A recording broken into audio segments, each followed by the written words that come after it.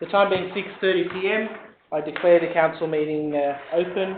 A person in the gallery are advised that under the Local Government Act 1993, a person may not tape record the proceeding of a meeting of a council or committee without the authority of the council or committee. Tape record includes a video camera and an electronic device capable of recording speech. Mobile phones must be turned off so as to not disrupt the meeting. Anyone, including councillors, found using a mobile phone will be told to leave the meeting immediately and for the duration of the said meeting. An audio recording of this meeting will be taken for minute-taking purposes as authorised by the Local Government Act 1993. This meeting is live streamed on Council's website to allow the community to follow Council debates and decisions without the need to attend meetings in person. Members of the public attending or speaking at a meeting agree to have their image, voice and personal information, including name and address, recorded and publicly broadcast. Strathfield Council does not accept liability for any defamatory remarks or inappropriate comments that are made during the course of a meeting. Any part of the meeting that is held in closed session will not be streamed. So if we can all be upstanding for the prayer.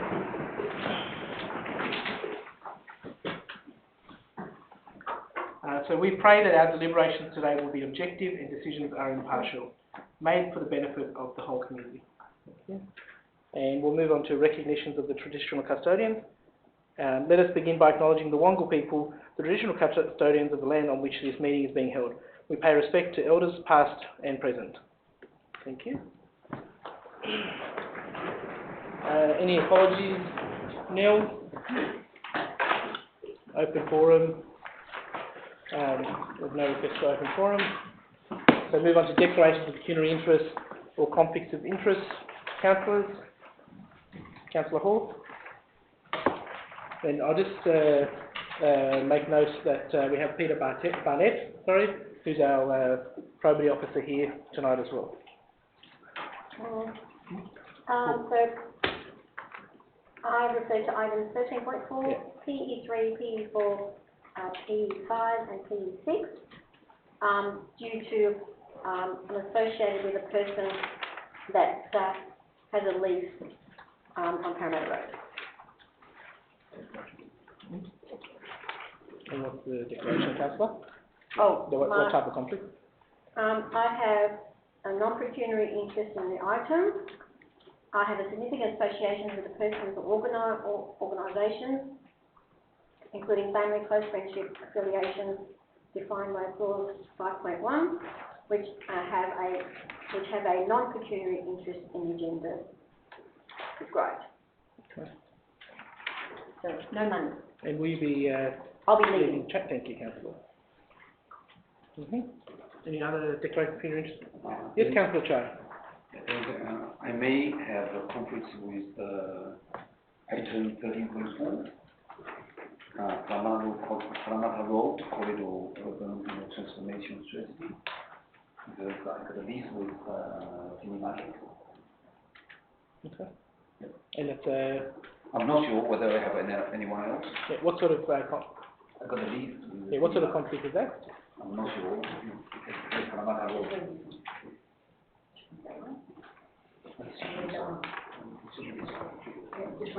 Yeah. Oh, okay. Yeah, may have the single associations with persons or organizations, with the free market. Will you be leading the chamber, Councillor? Yes. You'll be leading the chamber? Yep. Yes. Okay. Yeah, the councillors. Mr. Mayor? Yes. In respect of item P7, I'm declaring a non-pecuniary, non-significant conflict of interest. It was previously dealt with a government relations firm engaged by the proponent. In my professional capacity, for ample caution, I will be leaving the council chamber. Okay. In respect of item 13.4, I have acted in my professional capacity in a pro bono manner for a director of a charity who owns land, as well as the company owning the land, as well as for that person in his personal capacity as a lawyer. That's all been free of charge. That person owns a parcel of land nearby to the corner of Underwood Road and the M3, which falls within the Percuts area, and as a result, I will be declaring not a non-pecuniary interest, and cannot determine whether it is a significant or not significant relationship, but for ample caution, I will be recusing myself from the vote. Are you staying in the room? But you're staying in the room or you're leaving the room? No, I'll be leaving. Okay. Councillors? Councillors? Councillor Data? Sorry, Any declarations? no, I have No? no declaration to make. Okay, I have one declaration, councillors, for PE5. I've been approached, it's a non-significant, non-pecuniary. I've been approached by the proponent of this proposal, and as a matter of precaution, I will be vacating the chamber.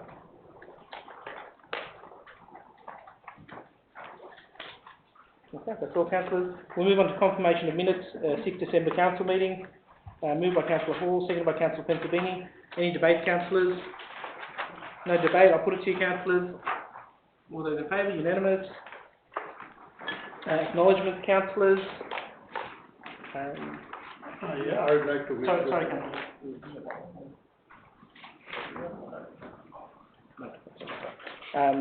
Yep, sorry, the deputy mayor.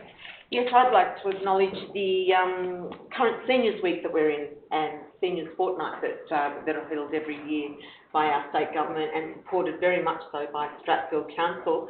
I want to wish all our seniors who are coming to all our events in Strathfield, who are learning and playing and dancing and doing their art in our area, and I'd like to congratulate them for their absolute, I mean, Councillor Chai would understand this. Yesterday we attended the Chinese Art Gallery exhibition at Bake Street, and the artwork is phenomenal by these senior residents, and we just cannot believe the talent that we have in Strathfield. Seniors Week brings out our seniors, and we thoroughly enjoy it, and I hope they all enjoy all the events in Strathfield. Thank you. And, sorry, I've just got one, councillor. Just acknowledgement just for the victims of the earthquake in Turkey and Syria. So obviously we're finding out there's increasing death toll, and I think obviously we have a lot of residents from these communities, and we send our condolences and sympathy to the families of these people. Okay. Councillor Data? Acknowledgements? Yes. Thank you. Mr. Mayor, I would like to acknowledge the celebration of Pongal, Kinagura Pongal, Lori, and Makar Sankranti by Strathfield Australian Pavilion Subcontinental Heritage and the HBK, which is a Ganesh temple in the Bushwest. I think by all accounts, these celebrations were a major success. So I congratulate all the organizers who organized it. Also, I congratulate all of you and the council itself for supporting this celebration.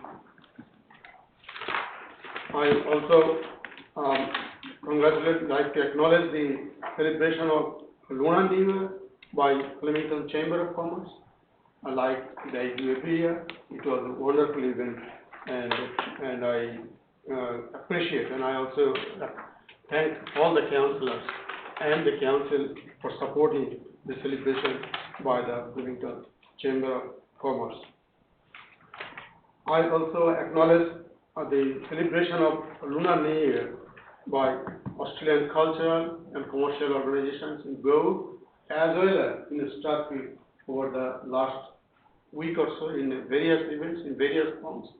I think these are wonderful events that gives us the opportunity to learn from different people coming from different cultures and demonstrates how, despite being speaking different languages, looking different, we are so similar in so many respects. So I also like to thank the Australian Cultural and Commercial Organization and the organizers for celebrating this wonderful, and the Chinese community in general. And I understand our councillor Ben Chai has been involved also in some of the celebrations. So I thank Mr. Chai, Councillor Chai, and the broader Chinese community, including Mr. Ravi Nu, for organizing these wonderful celebrations over the last 3 weeks around the community, around the council. Thank you. Anyway, yes, Councillor Chai. Through the mayor, I think I want to add a particular event, just held, last Sunday, in the Social Square, and I think that's a very lovely event. You know, most of councillors were there. What was the name of the event for the minute taking? Festival. Yes, Lantern Festival Celebration. at Trafford Square. Lantern Festival, that means the end of Chinese New Year's celebration, the end of that, and people will come back to work. Like say, hey, we are here. Thank you. It's a lovely one. Okay. Thanks, Councillor Cho. Any other acknowledgements, councillors? I know we've had a bit of a break over Christmas, so We're all a bit rusty. I'd like to acknowledge the Direct Factory Outlet in Homebush. The Direct Factory Outlet is where you can buy designer brands at low prices. One of the most common Googled items is everything cheaper at DFO? And Choice Magazine advises there's no doubt you can save money at the factory outlet centre, but the low prices can tempt you into buying things you didn't plan to. That is an apt warning. The Direct Factory Outlet brings a number of jobs and consumer confidence in the area. Now, this is not a paid endorsement. I know that other councillors have previously stated that I might have some commercial dealings with the Vicinity Group. I've in fact never met anyone from the Vicinity Group and have no commercial interaction with them. However, I do regularly go to the DFO and I do love to shop there, and I think they're a valuable part of this community. Thank you. thank you. Councillor. Councillor Reddy, any acknowledgements? No? Okay, councillors. We'll move on to deferred outstanding items nil, and I'll just move that standing orders be suspended to allow consideration of the following matter. CCS1, presentation of 2021-22 financial statements from the New South Wales Auditor Office. I'll put it to you, councillors. Yep. Those in favour? I second it. Unanimous? Okay. And I have here from the New South Wales Audit Office, Ricky and Gian, who are here to present our council audited papers. Thank you, Mayor. Good evening, everyone. Thank you for the opportunity to present at your council meeting today. Before we go into the specifics about this year's audit, I would like to just give you a very brief sort of overview of some of our work programs and also a few general observations about the sector as a whole. We are now into the 6 years of auditing local government. I'm pleased to say that we're noticing some uplift in the performance across the sector during that period. We are seeing stronger focus on risk management and governance, and we notice that more and more councils have established the Audit Risk and Improvement Committee. We see improvements in councils' legislative compliance, and also the quality of financial management and reporting is gradually improving. Of course, challenges remain, and understanding of what we do and expect still have some way to go. We tabled our Local Government Sector Report 2021 last year, and I would like to take you through some of the key observations from that report. We noticed that more councils and JOs have received extensions to submit audited financial statements in 2021 comparing to the previous year. We believe more can be done to perform earlier financial reporting procedures. We've recommended that OLG should require early close procedures across the local government sector by 30th April 2023. Asset valuation and data integrity is another area that the Auditor General has made recommendations. Councils should complete their asset valuations earlier and have a project plan in place to manage the process. We continue to report high-risk matters in areas of asset management, information technology, financial reporting, and governance procedures. Council also need to continue to focus on implementing cybersecurity frameworks and related controls. The recent data breaches at Optus and Medibank have highlighted the importance of this framework and controls. We recommend that OLG needs to develop a cybersecurity policy to be applied across the sector as a matter of high priority. You may also notice there is some continuous discussion around the recording of rule firefighting equipment. There are differing views across the sector in regards to the accounting control of this equipment. And the good news is that this issue doesn't apply to this council. Last but not least, we also recommended that council should monitor the implementation of recommendations from our financial audits, performance audits, and public inquiries.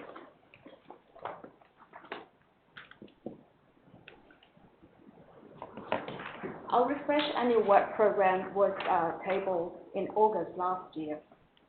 The work program explains how we decide what to focus on and what we intend to cover in 22-23 and beyond for all the sectors that we audit. A central focus for this year's annual work program is the integrity of systems and processes. For the local government sector, we plan to focus on the integrity and ethics in public administration, value for money and the appropriate use of public funds, risk identification and mitigation, good governance and control, record keeping, transparency and evaluation. The continuing and changing risk environment presented by the emergency events now and into the future have meant that we kept our focus on providing assurance on how effectively effective government responses have been delivered. Both financial and performance audits will focus on emergency responses to date. And in later years, we'll look at recovery and the impact of government action. We also will continue to focus on cyber security, and our approach is twofolded. For the financial audit, we'll continue to look at how councils respond to cybersecurity risk, and we also plan to conduct a deep dive performance audit, which may consider the effectiveness of local government activities in preparing for and responding to cybersecurity risks.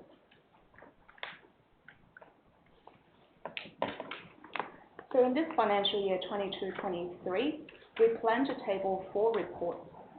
So from financial audit side, we will continue to table the local government sector report for 2022. And in terms of performance audits, we plan to look at the effectiveness of financial management and governance, and we'll continue to look at cybersecurity and also coastal management reforms. In the outer year from 2023 to 2025, we also plan to conduct a wide range of topics across the local government sector, as you can see on the slide. So far, I'm not aware that the Strathfield Municipal Council has been selected for any of these topics. Once we become aware, we will advise the councillors and management.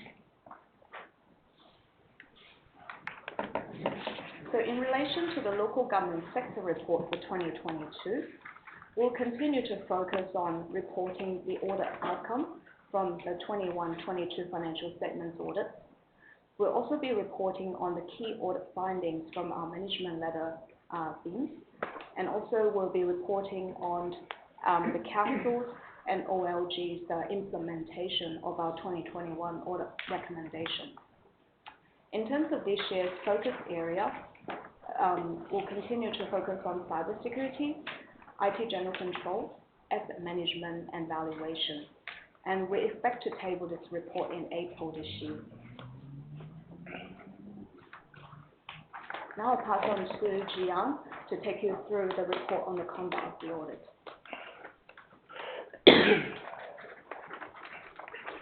Thank you, Vicky. So we have completed our audit of the Council's general purpose financial statements and the relevant special schedules for FY 21-22. We are pleased to report to you today that we issued a clean audit opinion on the Council's financial statements, which means that the financial statements contain no material misstatements and are presented fairly. The Office of Local Governance Code sets out what needs to be covered by the report on the conduct of the audit. In note F6.1 of the financial statements, there are 6 key performance ratios which were audited within the general purpose financial statements. Council has met the industry benchmarks set by OLG for 5 out of the 6 financial performance ratios. The benchmark for operating performance ratio was not met. This was mainly due to the recognition of 8.9 million unspent grants as contract liabilities. So now, looking at a summary of the income statement, Council reported an operating result from continuing operations of 1.8 million for the year ended 30 June 2022, which was 2.1 million higher than last year.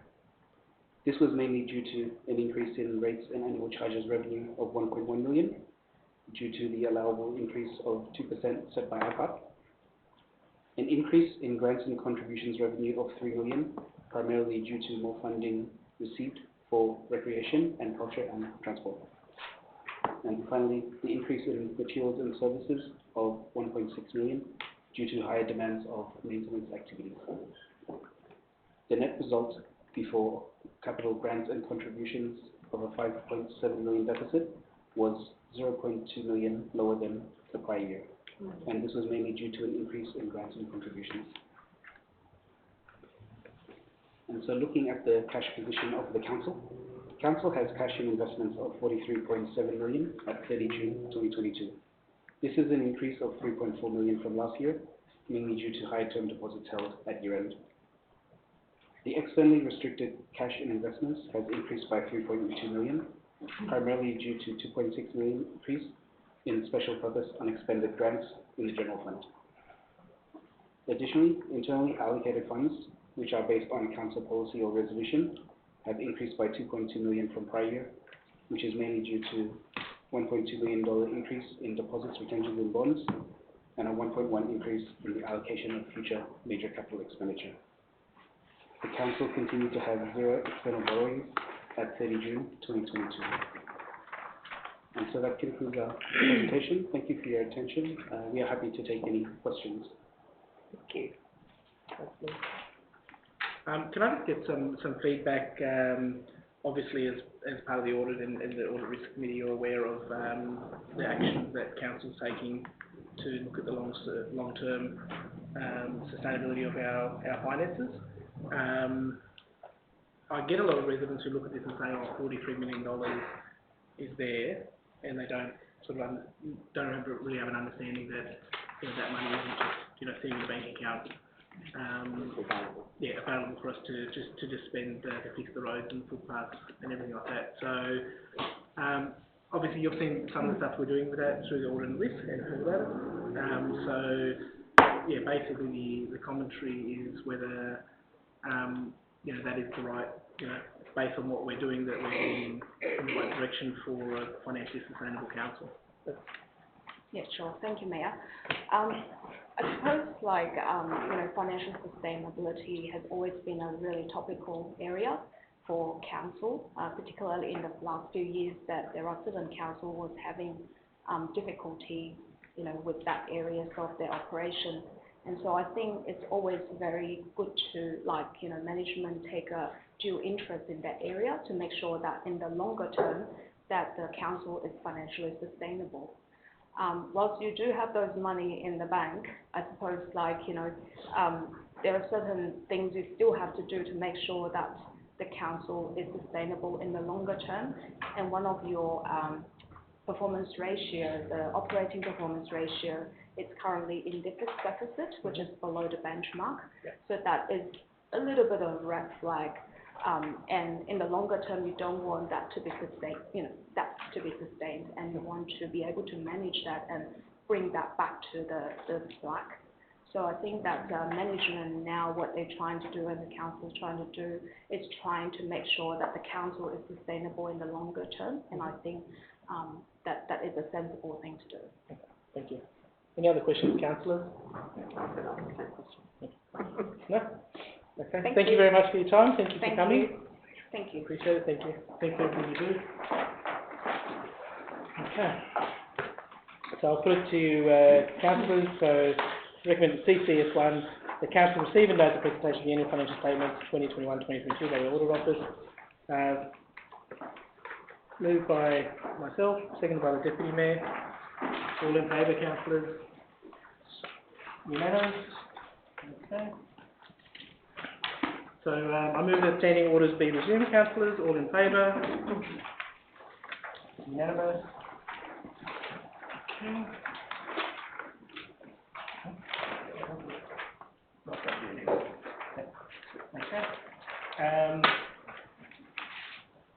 Okay. So I move in accordance with section 13 of Council Code of Meeting Practice that Council orders the order of business in accordance with clause 8.1 and 2. The items listed below be dealt with by exception and they be adopted as recommended by a single motion. Second. Second by Councillor Hall. Well, sir, Councillor Hall, I also like to second it because, We have a second and not a third. yeah, but what is happening is some people are hogging it. Councillor. I haven't, move on. 9.1. Last year. Councillors, let's get through these. There's a big agenda. 9.1 Without, out. 9.2. This is the community partnership with Community Corrections. So that's council teaming up with Community Corrections to do free maintenance of some of our parks and roads and things like that. So, yep. In 9.3, Out. out. Yeah. Okay. 9.4, this is just restoration works at Coronation Parade, Woomera, and seeking grant funding to restore the arch. We're okay. 9.5, councillors, cricket pitch maintenance. 9.6, councillors, affordable housing tenancy policy, page 43. So this is just about council moving for the properties that we may have coming online that may be rented to an affordable housing provider. We don't have a policy for that and we need to do that before this happens. Okay. Then I'll recommend... 9.7. You had one, an extra one. Which one? I'm going to read that one. Oh. Yeah. 13.1. 13.1. Amendment in terms of reference from Councillor Hall for the Wellbeing Committee, page 60.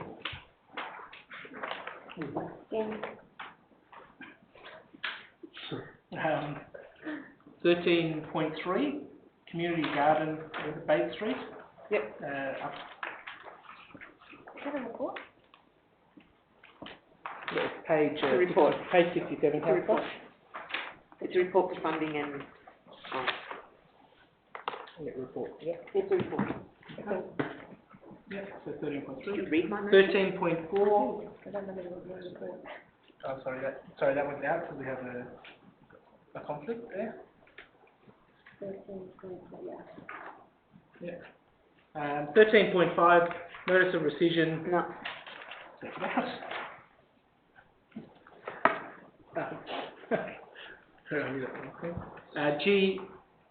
GMU1, page 71. Yep. This is the festival and changes to the yep. Page 71, GMU1. We're happy with that. Yeah. In Done. Next one's okay. done. CCS2. So that's the matters dealt with over the Christmas period under delegation. Page 165. Yep. I'll move on to CCS4, councillors. Yep. Sorry, CCS3, did I say? CCS3, councillors. The review of the meeting practice feedback, page 187. CCS3.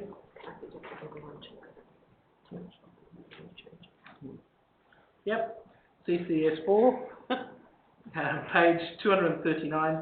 That's the what happened at the workshop on 24th of January. Yep.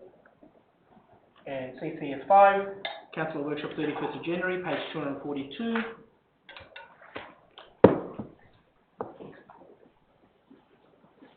Yep. CCS6, Councillors, current status of Council resolutions, page 245. No? Did you say Yep. no? Oh. Oh, okay. Yep. CCS7, page 263. Meeting on paternity interest. Yeah, that's all good. Yes. Yep. Yeah. I don't have a problem with any of them. CCS8. All good. So I've recommended that all the CCS items be put through. So if there is anything Hang on, there, we have to Councillor. nomination, there's a nomination for C13, CCS13. no, 13 take out. Yeah. Okay. So is everyone, CCS 8, CCS 9, CCS 10, Yeah. CCS 11, CCS 12, is there? Can I just congratulate our general manager and the team of officers to make this so much easier, because we're getting new information at workshops and it's all detailed in the report for residents to read. Thank you very much. And it is good, it's just, I know, it just makes things so much easier. we can focus on the items that Big need to be things. debated. Yeah. Okay, so if everyone's happy on CCS 8, CC 9, CCS 10, CC 11, CC 12, we'll go there. CC 13 is out. PE 1, page 416, Part N, water sensitive urban design. That's just the feedback after that. Report on submissions. Page 416, councillors, PE 1. Yes? Yeah? PE 2, proposed change to public space legacy program grant milestones, page 435. In,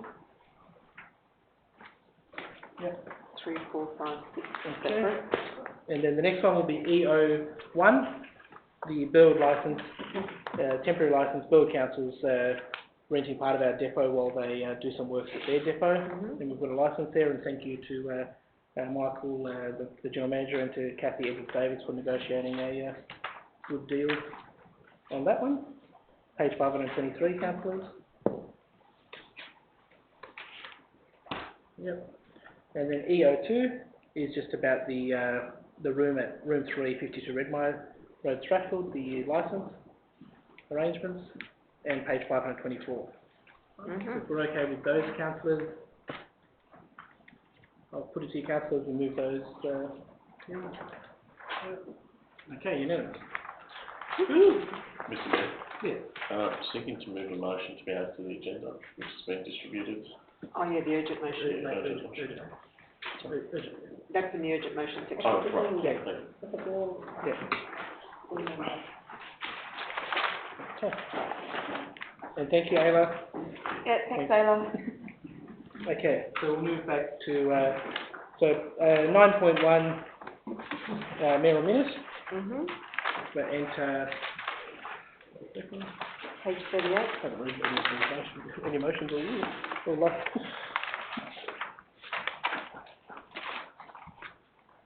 Yeah, so I'll move it as written.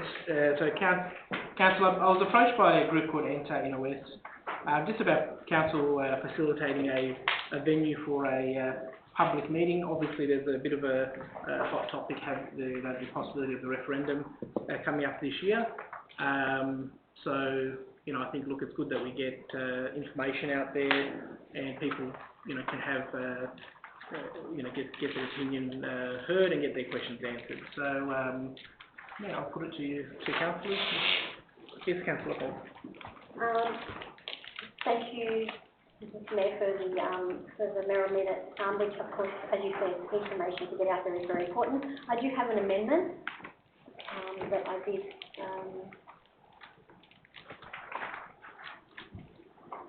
and I believe it's really important, as I always do as an independent, to make sure that all sides are heard and that all information is out there, because the constituents of New South Wales, in particular, which is where I live, and the residents of Strathfield, should know and should have information from both sides, and ANTA will do, I think, will do a very good job at dispensing information, that we also need to hear from the other side. So my proposed amendment is that council provide a report to a workshop on making available a venue for a public information meeting which accommodates both sides of the proposed referendum question. The council also investigate any available funding from the federal Labor government. I don't know if there is any funding. I'm hoping there is, because it is their initiative. But it would be nice if we could get some funding from the Labor government, the federal government, to facilitate some of these meetings. So that's my my amendment. It's basically just to get, you know, the information out there. Look, I'm happy to accept it, councillor. I think obviously the workshop, and if there is, you know, we can see if there is funding available, but having, yeah, I'm happy to have both sides of the matter heard. look, I'm not, Antar's approached me, That's good. probably because I am the mayor.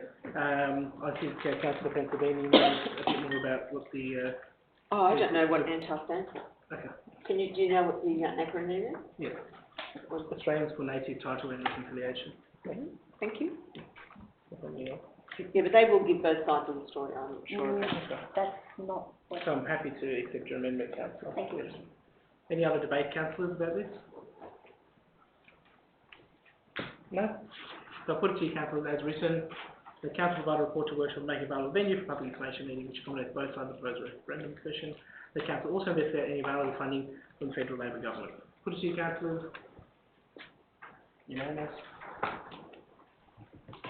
Okay. thank you, councillor. Second.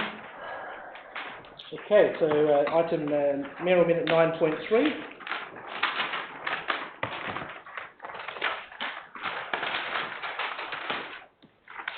Okay.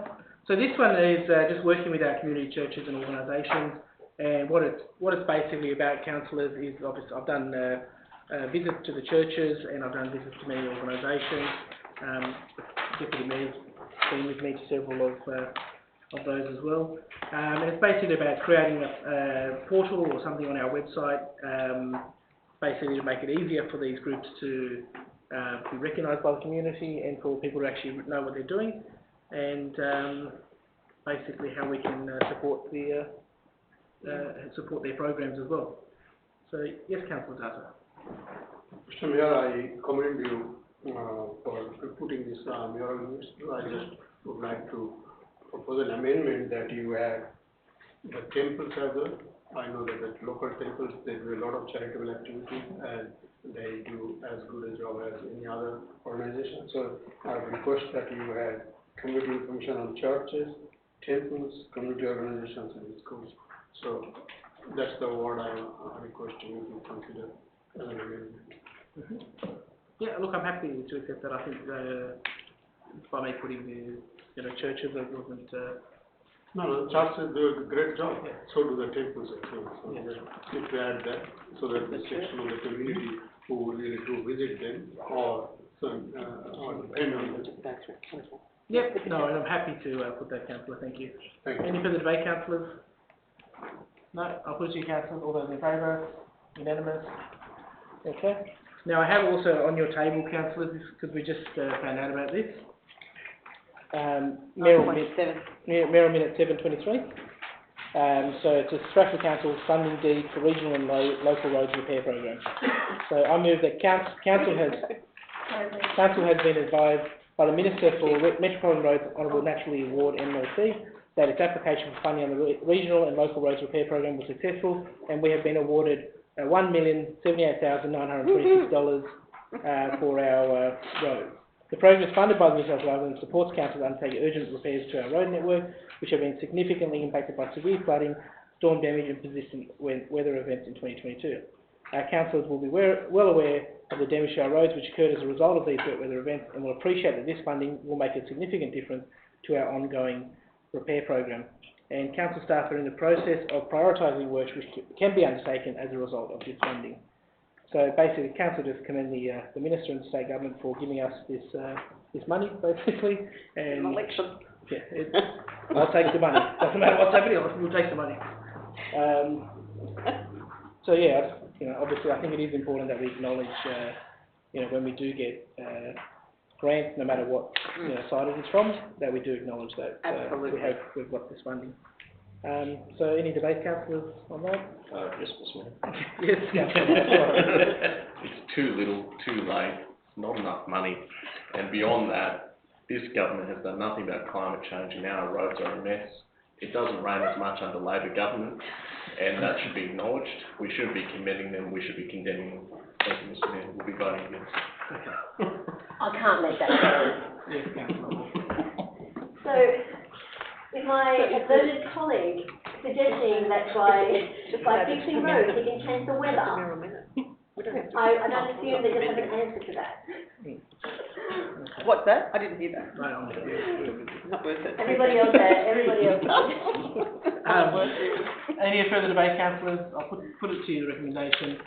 All those in favour, councillors? Okay, Councillor Data, Councillor Reddy, Councillor Chai, Councillor Hall, and the Mayor. All those against? Councillor Pensabini, Deputy Mayor, and Councillor Mangaroran. I declare it carries. We'll write to the minister separately. Absolutely. Okay. So, we'll go, councillors' questions to the Mayor is submitted in writing, nil. Questions we've noticed, nil. And we'll move on to reports from committees. 4.1, report from Wellbeing Advisory Committee, 1st of February 2023. So I move for this, councillors. Page 44. But I think isn't that done already? No. Oh. I'll second that. Moved by Deputy Mayor Pensavini, seconded by Councillor Reddy.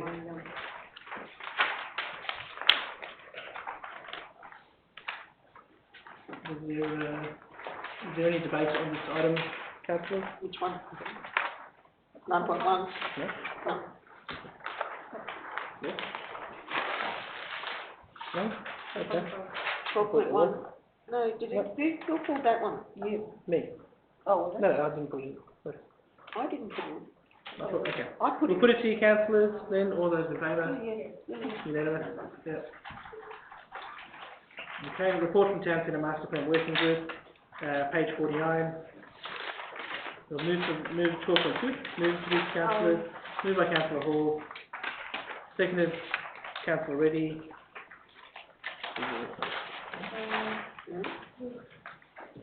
What's that one? Can I just move the, can I just make an amendment to that, please, Mr Mayor? In regard to terms of reference for the quorum, could we change that to have a minimum number of quorum rather than a specific, the names of the specific committee members? Did you want to specify a number or? Well, I think it's a half plus one. Is that correct? Mr. Locomoto? Yes. Half plus one.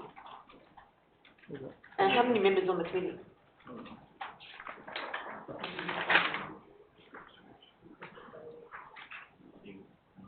Nine on the working group? Yeah, so we need, 5. Yeah. Yeah, 5. Okay, quorum minimum half, so minimum 5. Yeah, The quorum be. the quorum number, to have a minimum number of quorum of 5 rather than a specific committee member. I think that we should just that the terms of reference be amended Yeah, to indicate that the quorum be minimum of 5 committee members. yeah. Oh, right, sorry, I didn't have the wording in front of me. It's all good. That's okay. Yeah.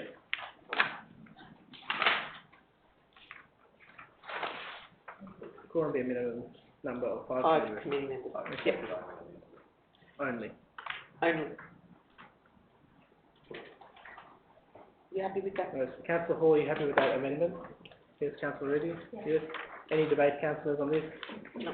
No, I'll put it to you, councillor. Just one second. Uh-huh. That's the established council master plan working group. Yeah. Yes. Which one are you talking about? We're on 12.2, Page councillor 58, Data, page 49. 49. Yes. You're up with that, yeah? No, I'm just, I thought I was a member of this committee, isn't it? No, you're not. You can always visit them. Stuck in. The town, I was, what happened to this? I was a member of this committee. That's who wrote this. did you come to the meeting? I could not come to the, Look, I but think- there was a motion, it was put through, and I had to, there was a communication. Yeah, I am a member. So the minutes be, But you weren't at the meeting, you were on you apology. weren't at the meeting, I councillor. was not in the first meeting. Yeah, this is the only meeting. Yeah, that's the first meeting, but I said my apology, and I said there was a reason why I couldn't come, and I will come to the second meeting. So my name is Nitin. Okay, so that, can we do that procedurally, just to update the, No, it's an apology. I want it to be- So it needs so to you want to be, be recorded as an it needs to apology? be in the, in the apology. Councillor Darby.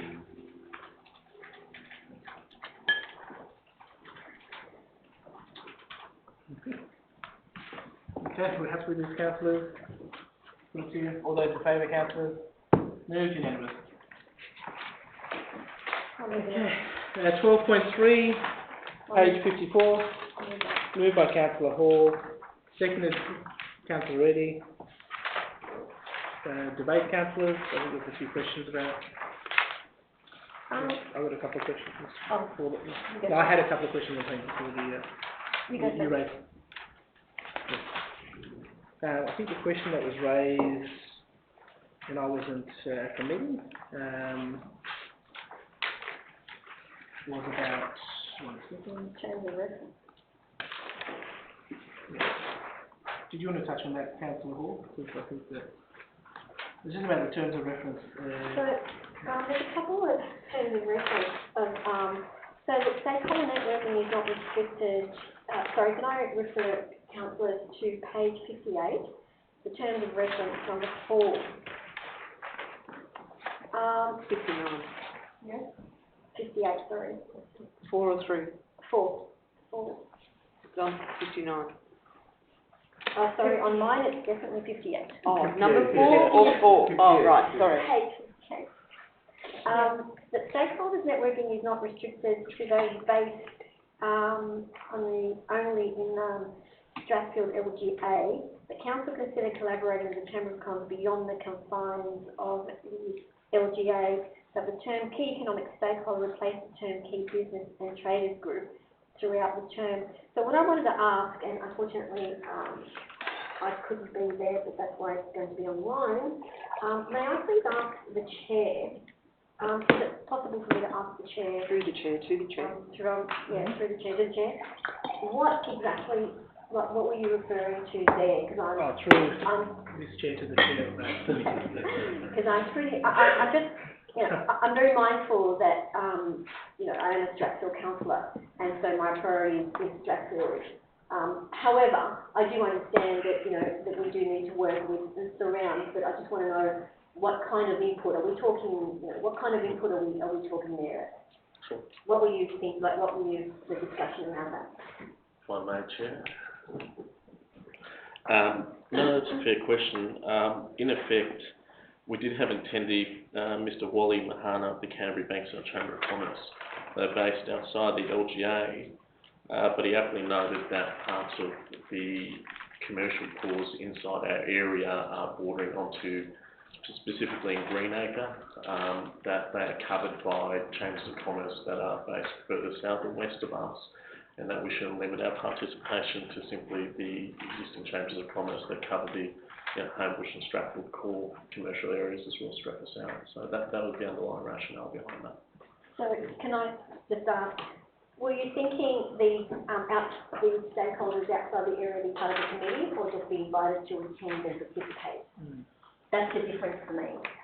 Sure. Well, I just note that one of the members is essentially the Canterbury Banks and Chamber of Commerce, so it is to, in effect, bring or normalise that fact, because they're not specifically based in the area, but they are an important and useful stakeholder. In truth, membership of the committee doesn't provide any special rights, and the committee doesn't act to bind council, so I don't think it's something It's an advisory committee. too concerning. Okay. Any other questions, councillor? Yes, point 5, page 59. So I would like to make a change to that, because it says council officers provide a summary of the community strategic plan, delivery program and operational plan. Can I please change, I'd like that to change to, These are minutes, you can't change it. minutes, councillor. no, in the recommendation. So that, because if you look at because in the recommendation it says that the recommendations be adopted. So I'm mindful that you've got a recommendation down number 4, you've got recommendation number 3. Can I just, if you can just give me a second, just through the chair, has this been done already, Director Christie. Sorry, through you, Mr. Mayor.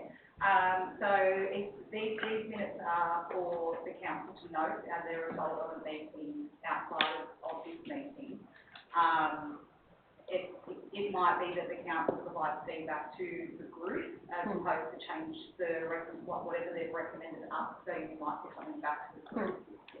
So I'm not suggesting to change the minutes, I'm suggesting to change the recommendation that council has to vote on. And So- how are you suggesting to change? So I'm suggesting that we go with,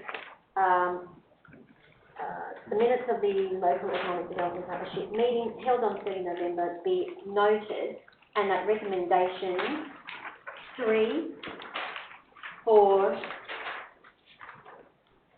and 3 or 4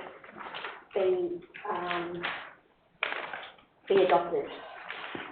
I'm not going, I think that recommendation number 5, the council officers to provide a summary, that's a heck of a lot of work. And, I mean, not even councillors have a summary of those reports.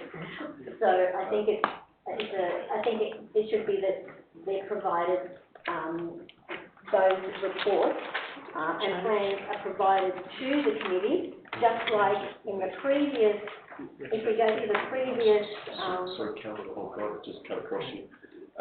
What that says is council officers provided a summary of the community strategic plan, that was verbally provided to the attendees of the committee. oh, verbal it was. And then the recommendation is that it's be emailed to the committee members, and I believe that's already been done, so I think it's... That's fine then. Yeah, Okay. thank you. Thank you. So you're happy, I'm good. so do you need this amendment? No. No? Okay, so we'll move, Sorry, Yes, while I just, on closer reading, I just noted that it said something at page 58 in the 5th paragraph, just states something that Mr. So would like there to be increased commercial interest around Strathfield Station. I just noted that language is just a bit imprecise and might not reflect. I just note at this moment that it would be more useful to state that the increased commercial variety around Strathfield Station, just so we don't misrepresent what Mr. So said. You have to change it, you can't change the minutes now. But I was, okay. But who wrote the minutes? Don't, But how does that change it? You can't change it. Not now. Not now. could we defer? Do you want to defer this? Yes, I will. Sorry, Mr. Mayor. just one second. To you, Mr. Mayor, I think, given that, Councillor Masraran is the chair of that committee, he's making corrections to the way the minutes are reflected, and that can be corrected Oh, in right. this process. For council to adopt. Cool. There's not changing it. It's not changing, It's just, yeah. and those minutes will be presented back to that committee. Cool. Thank you, Okay. Councillor. We're all good with that, councillors? Yeah. Yep, so move it,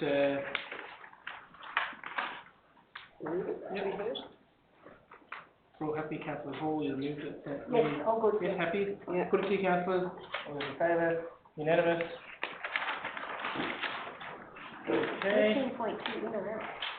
we'll move on to 13.2, Hudson Park Driving Range sign, councillor Pezzavini, you have the floor, page 61, councillors, Yes. I shall second that. second by councillor Hall. Yes, so this is to allow the Strathfield Golf Club to place a sign up at the golf range to advertise their professional golf lessons available from the club. I've been informed by council that we don't have a policy for the amount that we can charge for them to put up a sign, and until we do get that policy in place, we can't put up a sign. So I think we should just change Amend it to, the amendment to, as per the, as what? the officer's comments, or? I think we should just do a report. You won't go to the report until the policy's got to go out. Any policy like that has to go to, I think, yeah. a public exhibition. Mhm. So it will be a very long time. You might want to draw it and bring it back. I think it should be, Can you advise me, please, through no, the it's, chair, through the chair to what? you want to do, I'll do you, Mr Mayor. So the purpose of the policy, would just be around cost, but it would also be around aesthetics, and how those types of signs might impact council across the board. So in making a decision around a report versus a policy, you might do something with a report that may bring in other requests, so the policy would actually give us a standard to follow. Right. So there are other things that would come out of a policy, other than just the cost as well. Right, so we just stay with the recommendation? No. Or do you want to change the, I think, the officer's comment? We change the recommendation to the officer. That approval of the inflation. But Yeah, if I can make an amendment, Can't do the recommendation. yeah, I'll make an amendment, that just the officer's comment, if we can just copy paste that from that approval to, To the recommendation. yeah. Yes. So that approval for the, just one second, councillor Child got the floor. Yeah, so I'll amend it to read that approval for the inflation of this fund be deferred until such time as council has developed an advertising policy on council property and included associated fees into the fees charges for The 23. Is that acceptable, Yes. councillor and councillor Mr. Yes. Councillor Chai. Councillor Chai, sorry? yeah, through the mayor, I think that the Hudson Park and the driving, the golf driving range is very busy at the moment. Do we really need a sign there, bring more people there? Could be, This is for the golf course, councillor. huh? This is for the golf course. Do we have still a golf course? Golf course. Stratford private golf course. Private. Yeah, They want to put a sign. they want to put, yeah. You to piggyback on your back. The other one. The private golf course wants to, the private golf course, if you read the motion, councillor, the private golf course wants to put an advertising sign in our golf course, in our driving range. In our driving range. Okay? No more questions. Well, that's why we're deferring this, I think, until, so that So we have a policy? we have a correct policy, fees and charges. If that's acceptable, councillors, yes? Yeah. Any further debate, councillors? No, put it to you, councillors, all those in favour, unanimous? Okay. PE, sorry, Sorry. 13.4, Parramatta Road Urban Corridor Transformation Strategy, Councillor Rajnada, page 68. And, okay, Councillor Hall, Councillor Chai, Councillor Masaru. Seconder for this, I'll second it. Page, sorry, Councillor, 68. Yes, Councillor Data, you have the floor. Thank you, Mr. Mayor. I've seconded it for you, Councillor. Thank you. The motion is before you, and I take that you all have read it fully, so I'm not going to read the long notice of motion and the recommendation and the rest of it. Thanks, Councillor.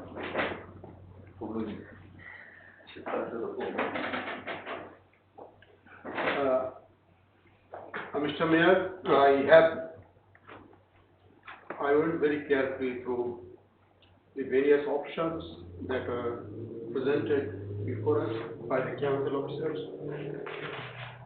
There were 3 options presented. We all have also debated this prior to that. And something aligned with this particular proposal was passed, moved and carried in December meeting as well. Okay. The reason that I am asking you all to support these motions are these. I think the alternative proposals that were put before us, that would need council to borrow from memory about $2 million or more dollars for developing a master plan and the contribution framework. And not only that, I think for planning or developing a master plan and associated planning, that would include some significant background study, which need to be conducted by very experienced staff, people who have done this work for some time. And from my queries with the officers, I believe that in the Strathfield Council, we do not have plenty of that kind of experience, highly experienced people who can perform this task. Or the voice, that means, if you please give me the time, and when you speak your time, I will let you speak. So, please. Madam Deputy Mayor, Councillor Dara does have the floor. Sure. So that's a general courtesy, and you're a deputy mayor. Yeah, but let's put him down staff members. Sorry. The staff members don't, sorry. Sorry? I'm protecting our staff here. You are not protecting anybody, you are just interrupting the discussion. Councillors, please. You are not protecting anybody. You are just making up things as you go. I have not said, I said you do not have enough people. You are not protecting anybody. You are creating a disharmony with illogical arguments. That's all you are doing. Councillor Dara, you have the floor, Councillor Dara. We need highly experienced staff who have done this kind of work for a long period of time. And as I believe that the DPE staff who have been doing that kind of job for a long time are probably more capable. I understand, I heard in the meeting, if anybody was listening to the officer, they have said that we will need a long time to train all those officers, recruit some people, train all those officers. Anybody who are paying any attention heard that abundantly. That we will need to recruit a staff and we will need to spend a lot of money to train all those staff. Not only that, we will have to wait for a long period of lead time before those staff are adequately trained. These are said times and again. Anybody who was listening. Not only that, council and some might think that we are giving away our control. We are not. Council will be able to control the details of the plan through its LEP. But also, I also like to, before I go further, I also like to mention one very important point. The point is, this motion, if it is carried with all of your support, the general manager, this motion is moving this, that the general manager approach the New South Wales Government of Planning and Environment to explore, to explore opportunities for the Strathfield area of the Parramatta Road Corridor urban transformation strategy to be declared a state significant precinct. To explore the opportunities, we are not giving away anything, and to establish collaborative working arrangements, including council workshops, community engagement, and technical input into a master plan process and development contribution framework. It has nothing to do with losing control. Council will be able to control, instead exploring the opportunities. All outstanding planning applications will be captured. All outstanding planning applications will be captured and will be delivering better results for affordable housing as well as contributions plan. If it is announced, if it is captured as a state significant precinct, this will also potentially add significantly to the increased contribution to affordable housing that we are looking for, and also community development. Of all the three, if somebody, these are the notes, these are all the notes that are given. If somebody has forwarded anything, I am happy to share it to them. These are the notes that are distributed at the meeting. These notes clearly say, very clearly says, and that of those three options presented, the third option, which is this particular model supporting, will definitely be in the best interest of the residents, citizens, and the general well-being of the council as well. I appreciate your support for this, and I would request all of you to support this this motion. Thank you. Any debate, councillors? Yes, I won't be supporting this motion, Mr Mayor. I believe that we should be keeping our planning and our own ideas within council. We have significant staff to look after this planning. I know it may take a little longer, but a little longer doesn't mean it can be done a little shorter doesn't mean it can be done any better. The state government was the government that gave us the planning proposals on Parramatta Road with an uplift of 35,000 new residents. We don't know what they're going to give to us if we give them the whole of this plan. We need to keep the master plan within Strathfield, within our experienced planners and team, and I say if it takes 5 years, if it takes 10 years, we do it properly. And we do it properly, and our residents would be furious to think that we have given the state government the power to plan their area in a way where we're not included. I know we have some input to the state government planning if it goes through, but I'm telling you now, they have the last say. And I am saying we cannot vote for this motion. Thank you.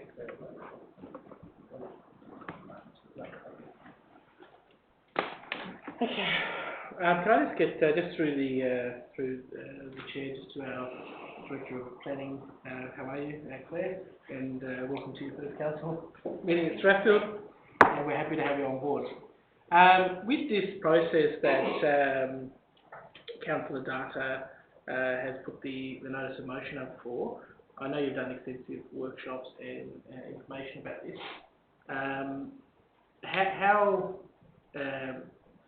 What would council still control in this process? And yeah, what happens to anything else going on at the moment, like the through you, Mr. Mayor. So the decisions, so the LEP would be any changes under the precinct would be made by the Minister for Planning. At the moment, the council in many instances makes changes to its LEP or makes recommendations to the state government. This process, however, has the potential to be collaborative. I believe that other local government areas are undertaking a more collaborative approach with the state government or precincts. We would also retain control over the DCPs and the Development Control Plan. Sorry, Madam Director. Okay. I had a question from the Deputy Mayor saying that basically this will mean the state government will take over our LEP? No, they don't take over the Strathfield LEP. They declare a precinct, and they say that they would do the planning for that precinct. They make an amendment. Generally, they would make an amendment to the Strathfield LEP. They wouldn't take over our LEP. Our LEP would stay in place. They would work through, put a study on exhibitions. So there would be all the technical studies that council had considered in the December council meeting when you looked at whether or not council was going to allocate funding to those studies. Those studies would be the studies the state government would do. Then they would draft up controls, and all of that would be put on public exhibition, just like council would put that on public exhibition. And then they would be assessed a report, submissions report, and then the Department of Planning would make recommendations to the Minister for Planning about what the changes may or may not be to the Strathfield LEP, and then the plan could be made. Strathfield Council would retain control. We would draft the DCP, the Development Control Plan, and that's the local controls that really establish the setbacks and how the site, how the soil surface ratio and the height is managed across each site. And we would also have a lot of input to the contribution scheme, the affordable housing contribution scheme. Some of the feasibility work would probably be done as part of the technical study to see how much affordable housing could be feasible. But we would probably retain, subject to discussions and what council perhaps wanted to keep and what the state government can contribute, the development control contribution plan, the affordable housing contribution scheme, and the development control plan. And then at every stage we could have input to that. So I think that's open to discussion. And who has the final say then, after we put our recommendations in? So what I meant to say was, when we work with the government, when we put up our master plan, and when everything's done, who has to sign it off to make sure it's done? The Minister for Planning. So if he's not happy with it, it doesn't get signed off. So he'll want what he wants. Could be a Labor minister. I'm not saying Councillor Labor or Pennsylvania. Liberal. I just know planning ministers. I know planners. And I know what we've been putting up with for the last 10 years and 20 years. We could have a Labor government that comes in and gives us 150,000 extra residents. I don't know what's going to happen. But what I'm saying is that we should control our own planning in our area by not giving the state government any chance to change that here, because they will have the final say in what happens in the end of that master plan. That's my position.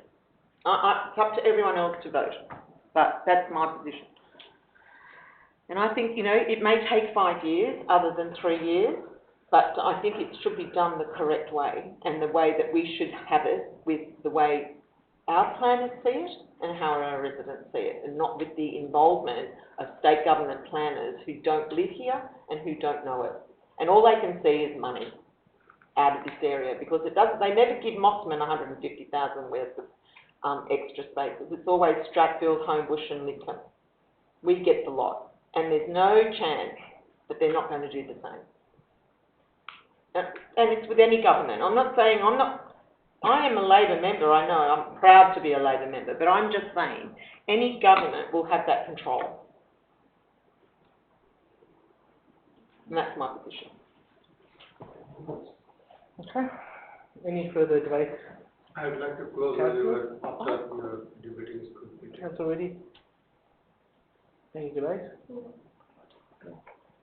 I think just a comment quickly, just that this area is an area that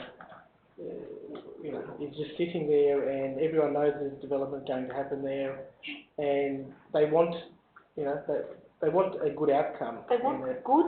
Do we want Columbia Lane, Mr. Mayor? Do we want Columbia Lane? We've got Columbia Lane. Do we want another Columbia Lane? People are screaming about that. I don't want another Columbia Lane. I want a Homebush that's collaborative, that looks good, that when you come down Parramatta Road you go, wow, we're in Homebush. And I want our council to deliver that. And I think we can deliver a better result than a state government. Any state government and any planner. Because we live here and our residents know that we are representing them. I'm here for my residents. I hear what they say. And they're not happy. We've had a Liberal-led government since 2000, Liberal-led council and government for 12 years, since the Vicaris and the Dwakis, and we've had Columbia Lane got through. And that's what happens when we don't keep control. We don't keep control. We lost control. We had control there. No, we didn't. I didn't have control. They didn't. I don't know who voted for Columbia Lane, but I know it wasn't me. Look, I think this, just under current circumstances, that I think, having your motion is good, Councillor Data, and I think that having this process where the planning department can probably fast track the, from our understanding, and it's actually much better way of being arm's length from any interference. I think that I'll be supporting your motion, Councillor. Thank you, Mr. Mayor. Sorry, Councillor Reddy wants to speak. Oh, sure. Yes, I'll allow you. I would like to support Mr. Tata's motion, because we are only speculating that the state takes over and there is a disaster, we don't have to live in the area to do any good for the area. That's how I believe it. Like tomorrow I might move somewhere else, but because I have some interest, my business here, so I might be contesting again. It doesn't mean I don't have a good interest for Strathfield community. So I really, like, it could be Labour government coming soon, but I don't see them doing any bad for us. It's only a speculation, so we can vote for that. I would like to. You're not getting the message. That doesn't matter. Should close That's Councillor my Data. point. I can't, can I leave the room? No, it's been a week, quorum. No, I'm only joking. We had, you weren't here, Councillor I Pensavini, but I saw it on TV. Yes. It was an absolute mess. When you are ready, Mr. sorry, Chairman. Councillor Data, you can, Councillor Data closed and he has the floor, Councillor. Okay, if you could, recommend that, I'm a very nervous person, so I'm, Nervous? giving time to speak on it. Thank you. Dear councillors, I'd like to recommend that the General Manager approach the New South Wales Government, Department of Planning and Environment to explore opportunities for the Strathfield area of the Parramatta Road Corridor urban transport strategy to be declared as a state significant precinct and to establish collaborative working arrangements, including councillor workshops, community engagement, and technical input to a master plan process, and developing a development contributions framework which we do not have now. That the council works collaboratively with the New South Wales Department of Planning and Environment as appropriate to include existing planning proposals in the proposed state significant precinct declaration. That the council include design excellence clause to the local environment plan. That the council commence the development of affordable housing and development contribution plans as soon as possible. These are important things that this council currently doesn't have. The benefits, in addition to what our officers just mentioned, council will not lose.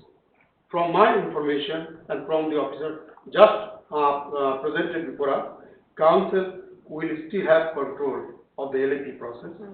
This process will be collaborative. No government works as an island.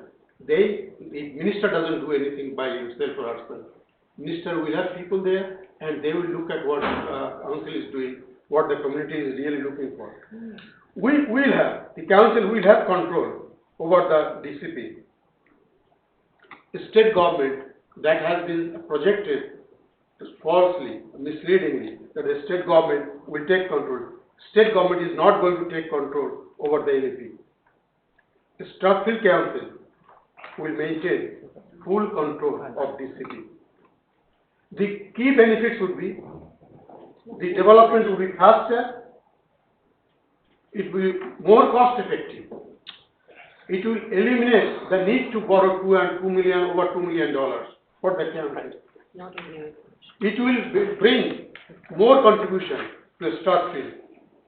It will contribute to the affordable housing which we desperately need. Dear councillors, Mr. Mayor, I urge you to support this motion. Thank you for listening. Thank you, Councillor Data. I'll put it to you, councillors. All those in favour? The Mayor, Councillor Data, Councillor Reddy. Against? Councillor Pensavini. I declare it carried. We'll get the other councillors back if we can, please.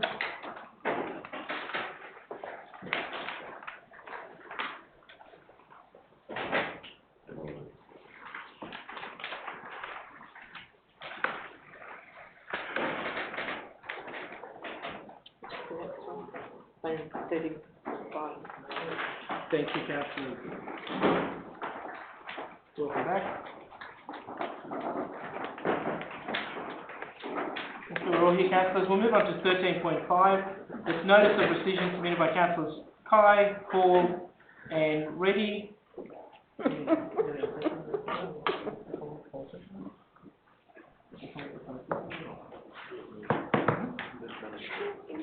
Yep, so mover for these councillors.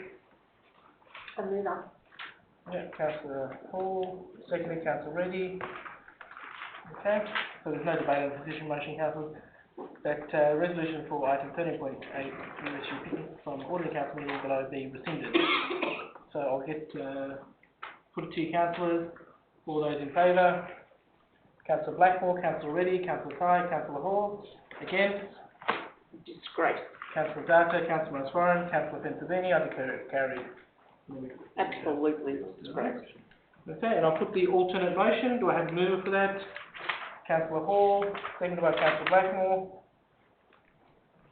The recommendation is that the general manager review productivity within the workplace and the impact this may be having on our cost and service delivery, and that this review take place over the next 12 months. Any debate on this item? Debate on this item, councillors? Yeah, it's just there.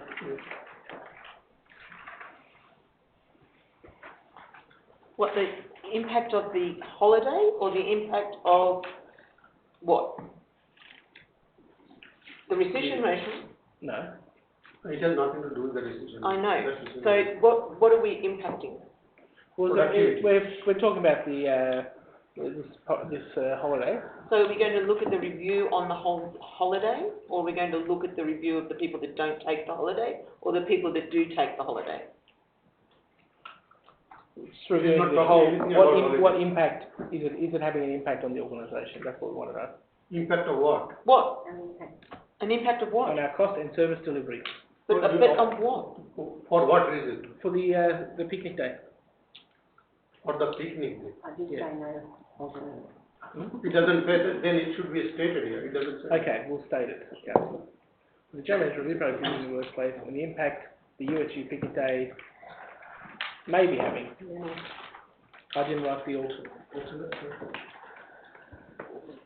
So are we looking at the review? May be having. This is Hang on. throwing good money after bad money. We have taken that away, now we are wasting money to have a study. I mean, who would do this, that I would think in the right mind?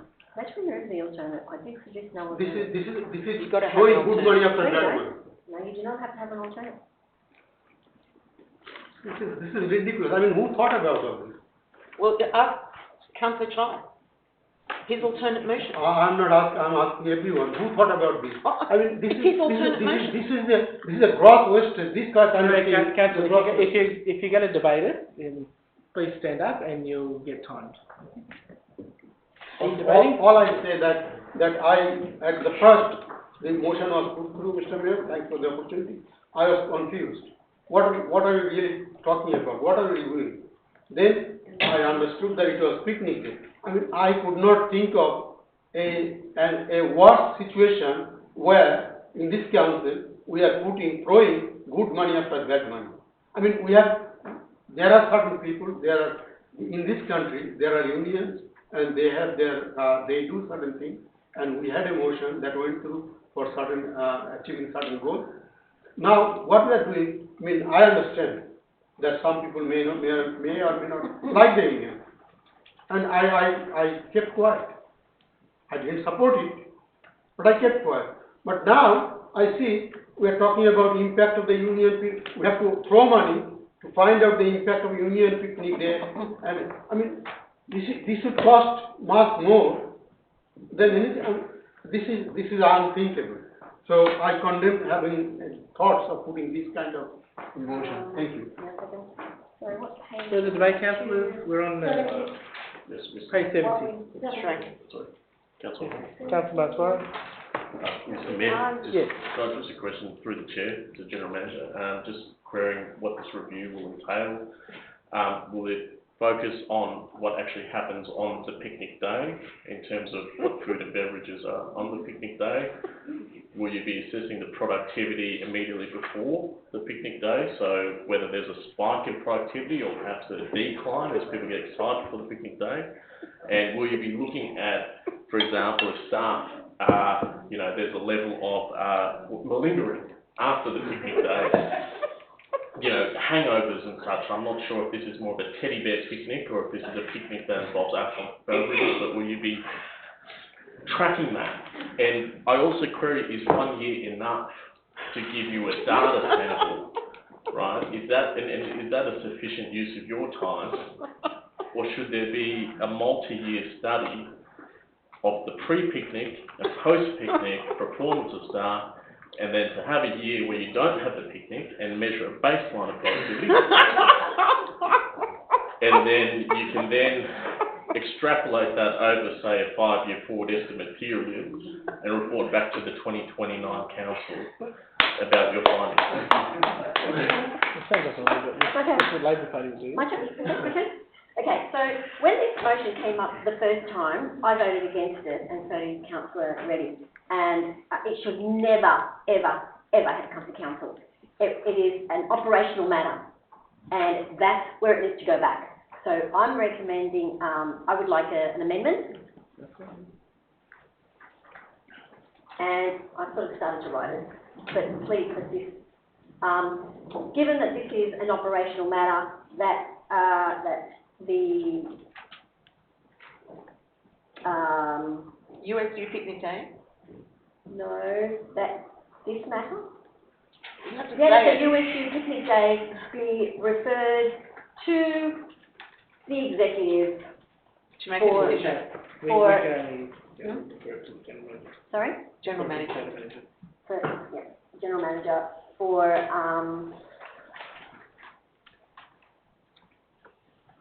decision making, no, not for decision making, for, Getting the numbers, how many people? no, that's, put it this way, it's an operational matter, it is none of our business. We are actually told to stay out of operational matters, councillors should stay out of operational matters. We are told that, the code of conduct says that, and that this belongs in operational, matters. So that's where it needs to stay. So, what did I say? That the picnic be referred to the general manager, for operational, Review. I think something along the lines that, the decision about, if you may, councillor, the decision about the USU picnic day for any decision. remains with the general manager. Yep, so any decision with regard to the USU picnic day remains with general manager, the general manager as it is operational. as it is operational, as it is an operational matter. Like giving a Ah, like public that. holiday for the employee, or asking everyone to come to work. Is that what I'm? Any, I'm just trying to. councillor No, no, it doesn't Councillor matter. Dana, you've had your time. Operational matter. Any further debate, councillors? No, I'll put it to you, councillors. All those in favour? Councillor Reddy, Councillor Chai, Councillor Hall, Councillor Blackmore, against? Councillor Dada, Councillor Bass-Foran, Councillor Benzabini, I declare it carried. Oh, I was already done. Excellent. Glad we sorted that one out though. I can sort it out. Big issues we've got in council, big issues. Just remember, one team, one council moving Should forward. never have come in the first place. CC, we'll move on to CC. Brilliant. 13, 414. page 414, councillors. 414. 414, yes, Yeah. no.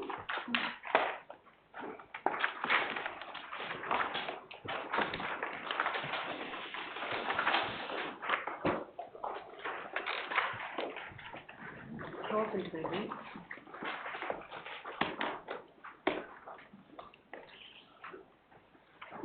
Okay, do I have a mover for these councillors? I'll Moved second by it. councillor, Benzabini, second by councillor Hall. Then we need to elect a councillor representative. Yes, I'm, very busy, so, I won't be, nominating as a representative So, for the, How often do they meet? can I just ask a question? yes, councillor Hall. Yeah, is there a date for this specific, and is this a one-off, or is this annually? Just through the chair, just to direct Christy. Through you, Mr. Mayor. So, this committee is an ongoing committee, and, typically the process would be when a new council starts, or there's a new, period for council, we would go through a nomination process, but we haven't usually done that. So Catherine and the team would like, if possible, to put a councillor forward. There is more information on the link that appears to not have been attached. But they do meet, on a quarterly basis, I believe. And, I can get some further information, but, essentially, the purpose of having somebody represent us is so we've got someone to advocate for, our library service in that regard. Okay. Any further debate, councillors, or any nominations, or anyone who is interested? When do they meet? Well, Mr. Mayor, I might be interested to nominate for the role. Okay, so did you want to amend this, councillor, to say that council? Have a vote, me or Raj? Like, do you want to? I'll let him have it. Let him have it. Might be in the day though. Can we have a backup meeting, a person, Okay, well, we can do. an alternate? Yeah. Yep. So we can council nominate Councillor Data to be his elected representative, and Councillor Spencer Beanie to be an alternate. if Can't make it in the day Councillor before Data- 4:30. Yeah. Yeah. I don't know, before. No, I'm joking. Well, between the two of you, you should have it covered. Yeah. Councillor Martoram, you're the only Labor councillor not here. Did you want to put your name down as well, or? I don't know. You're all good? I don't know how to read books. Okay, no worries. Okay, so I'll put that to you, councillors. Any further debate? No? Put to you, councillors, those in favour? Unanimous? Thank you for making that easier. Okay. Thank you for making that easier. Okay, and then we move on to Why? PE Would you have voted 3. for? So the planning proposal for 125 Paramount Road, That one. PE 3. So councillor, Why? PE 3, I think there's a declaration of interest on that one. Female. Councillor Hall, did you have a declaration on that? PE 3? Oh, yes, we're PS3 already. Moved. Councillor Data. Moved. Yes. Sorry.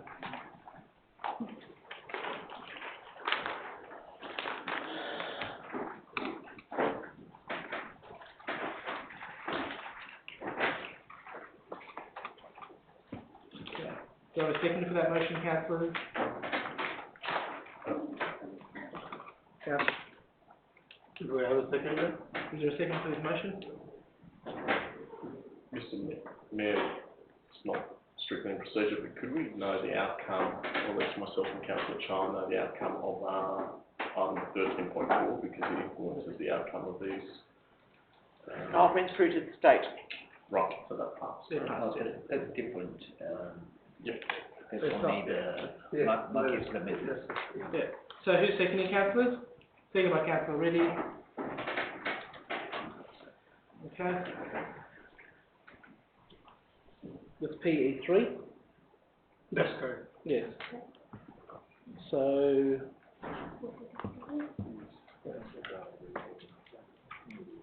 Are you moving this motion, councillor, as it's written? Now, I am proposing amendment. This was deferred and it's just come back in the same form that it came back in. Okay. What's the amendment? So what's your amendment, councillor? You need to read this out. I think, Mr. Mayor and councillors, I think we, just a while ago, we moved another motion, and that proposed that we approach the government of New South Wales for various planning matters and significant questioning. So that council, and my recommendation motion is that the council not consider this planning proposal until a master plan has been prepared for the Strathfield area purpose. So, as a result of the motion that we go through, because this motion as an isolation doesn't make any sense, as a standalone. Can you just slow down and read that out? So, That council not consider the planning proposal, this planning proposal, until a master plan has been prepared for the Strathfield area of PRC, PR cards.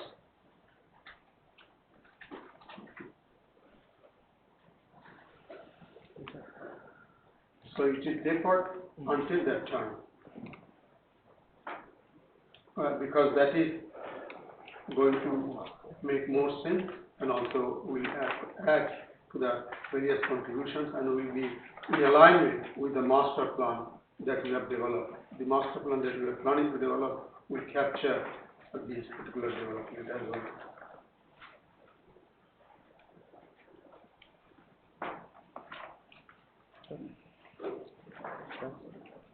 Mr. Mayor, Yeah. I'd like to propose an alternate amendment to the motion if we could.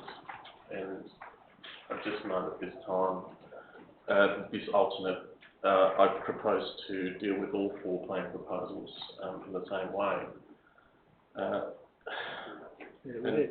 We're doing this. I'm just noting for the benefit. Noting that the council's adopted a strategic planning framework, that the items be deferred to the next council meeting, or the next council meeting after council officers' recommendations are provided. B, the proponents... Sorry. Have you got this? David got it? Sorry. No, sorry. I'll just... Have you got an email? Sorry? Yeah, I can Can you email it? can you email it?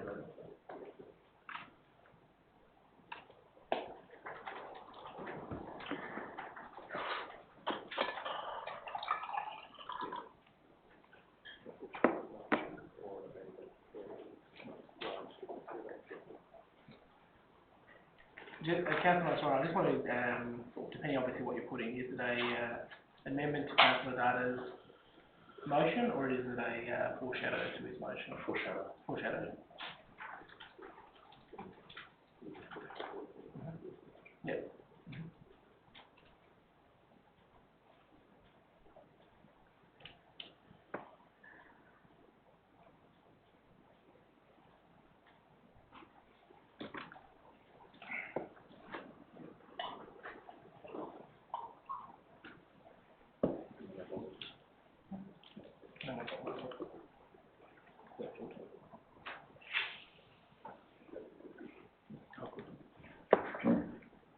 So we'll just be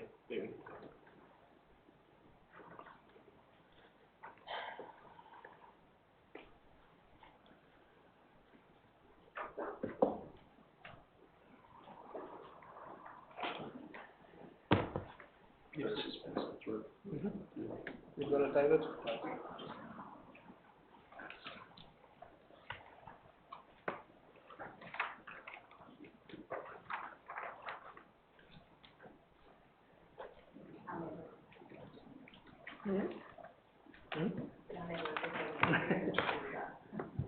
Pretty good, isn't it? We're the first council to get broadband. We were. We were a trial, really, yeah. Boy, were we lucky.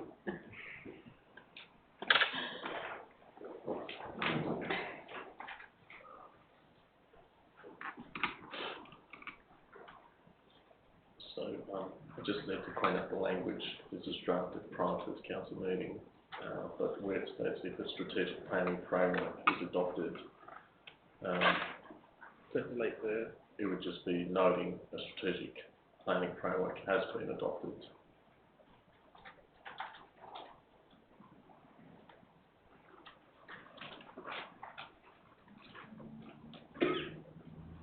And then delete. Take out the brackets. No need to, yeah. and, sorry, probably remove the words "then the proponents."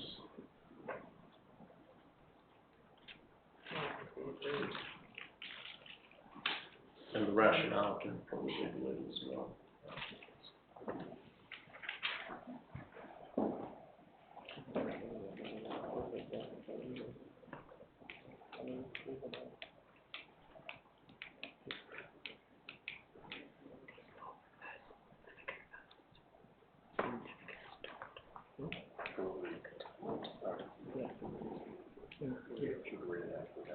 Yeah, sorry, I'll just read, just for the benefit of the gallery in case you can't read the, and online.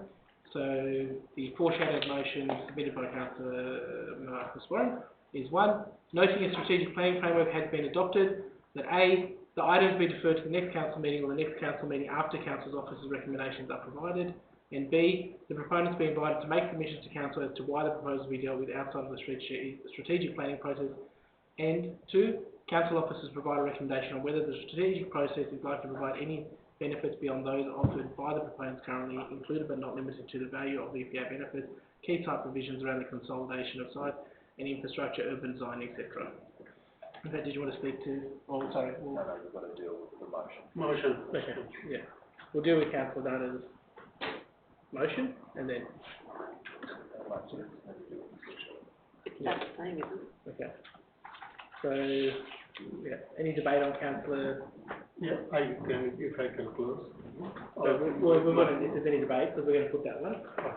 So any, yes? Yes. So, I'll go for debate on that one. on On Councillor council Data? budget? Yeah, so any debate on so that council not consider this planning proposal? Yes. Yes, okay, Councillor Marcus Warren? In short, Yes, and the floor. I will say that we have 4 planning proposals for council today. They're all within the per cuts area, and there's been substantial discussion over the course of the year about how to deal with that area from a planning perspective.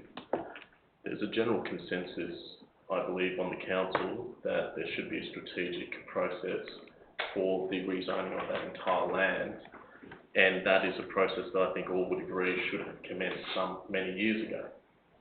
Now, at least in respect of one of the planning proposals before us, I believe it is. Who will speak on Number 3. the current PE3, Councillor? It's relevant to PE3.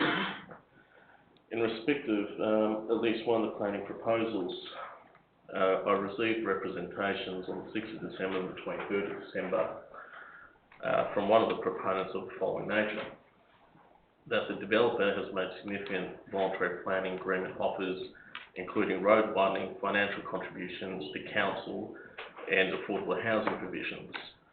That the developer or the proponent has spent a significant amount of time consolidating the land at expense, and that as a result of where the planning proposal is positioned, it is unlikely that a strategic framework would provide any other result other than that which the planning proposal provides. As a result, it would be unfair to place all of the planning proposals within a strategic framework if the circumstances warrant an exemption. That is, if the planners of council believe that those benefits in a strategic process can already be delivered through the planning proposal. That is why I suggest, as an alternate to Councillor Data's motion, that the item and the remaining items, the planning proposals be deferred, that council's officers provide a recommendation on the merits of each proposal and whether they are, whether there are additional benefits from a strategic process that are not included in the planning proposal, and therefore a recommendation can be made to councillors as to whether those proposals should proceed through council.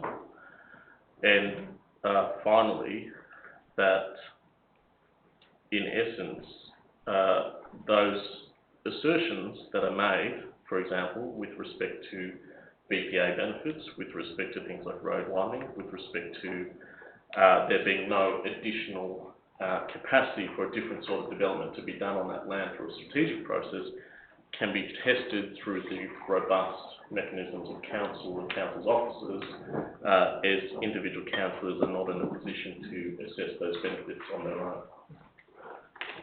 Okay. Any further debate on the first motion? I would like to close. No debate, close, Councillor Data. Thanks, Mr. Mayor. I'd like to mention very succinctly these things that Councillor Moishran talked about a overall strategic process.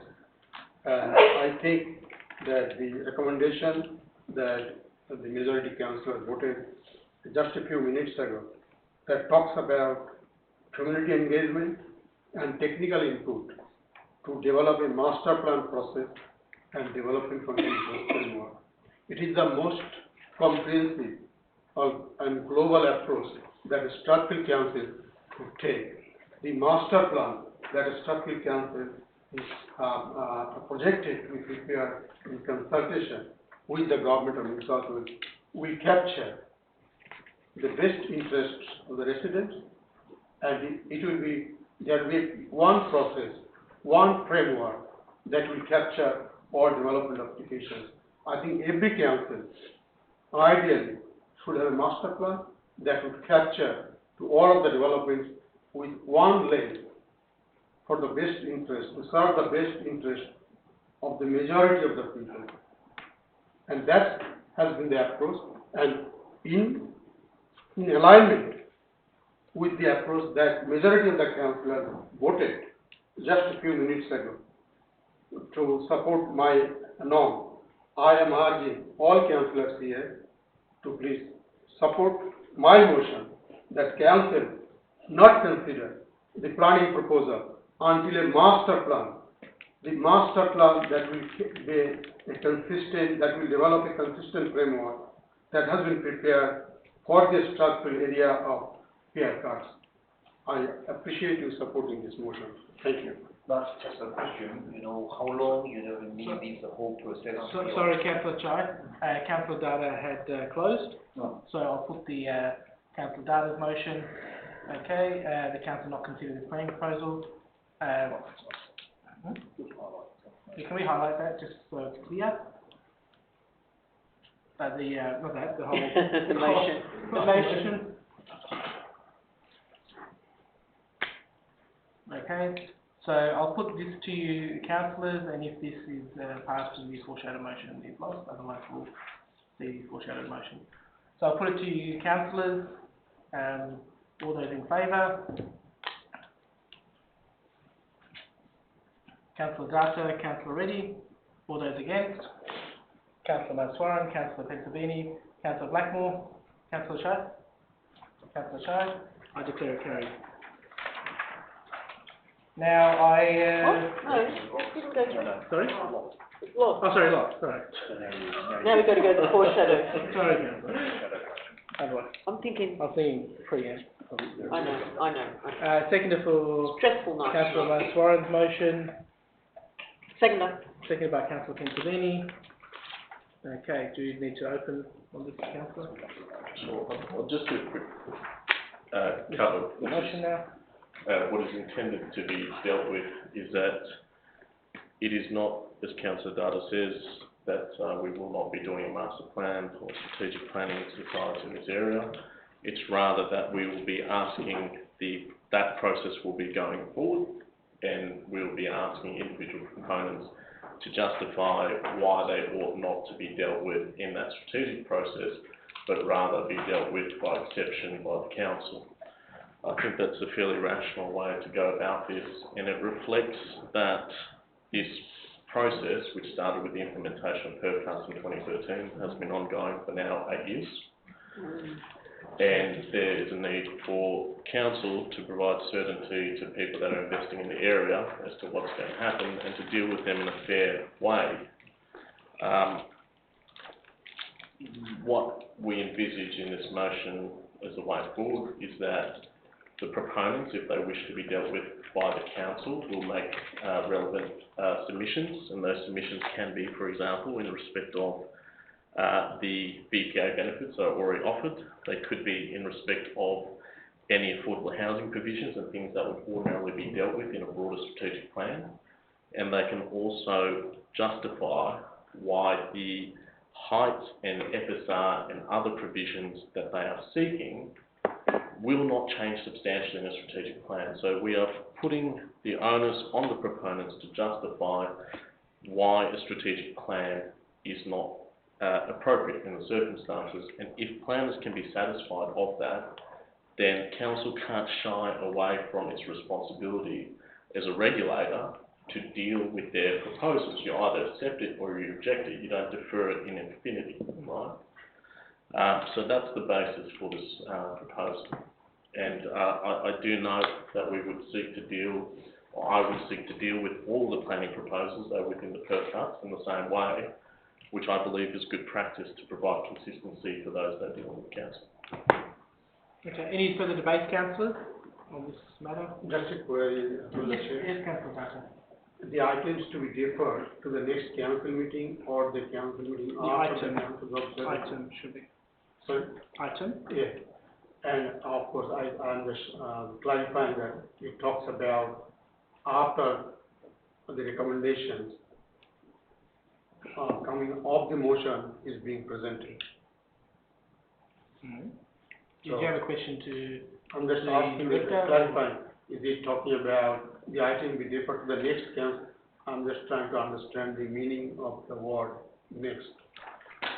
My understanding, reading that council data, is that if they're referred to the next meeting, or if we can't be referred to the next meeting, we can't get an officer's recommendation, it'll be the meeting once we get the officer's recommendation. Is that correct, councillor Maswara?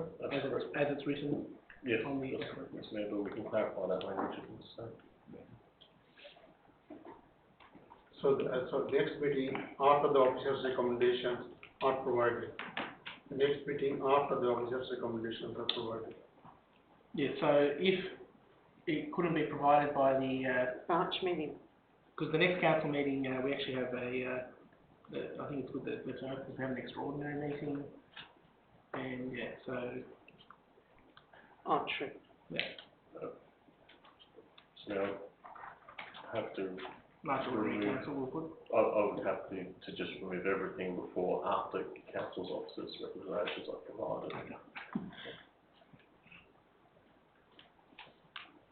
But after, yeah, not Sorry, they'll either be deferred to, and, sorry, undo that, but. Sorry, take that back. They'll either be deferred to, the next, and then and just delete the words up to the next council meeting. So So do you want to say March, or do you want to say April? no, just delete that. Oh, the next ordinary council meeting, or any ordinary or extraordinary? Yeah, just delete those words. Yeah. Yep. And the word or, and, yeah, to. okay. So whenever the council's officers' recommendations are provided, we'll deal with it at the next meeting. Yeah. Is that clear? Just through the chair, just through the director, just a bit of commentary about this and about the timeframes as well, if you can. In relation to, coming back to council about why there would be benefits, for a strategic framework, which I think is what the resolution is seeking, that's something that we could come back to the next council meeting with. I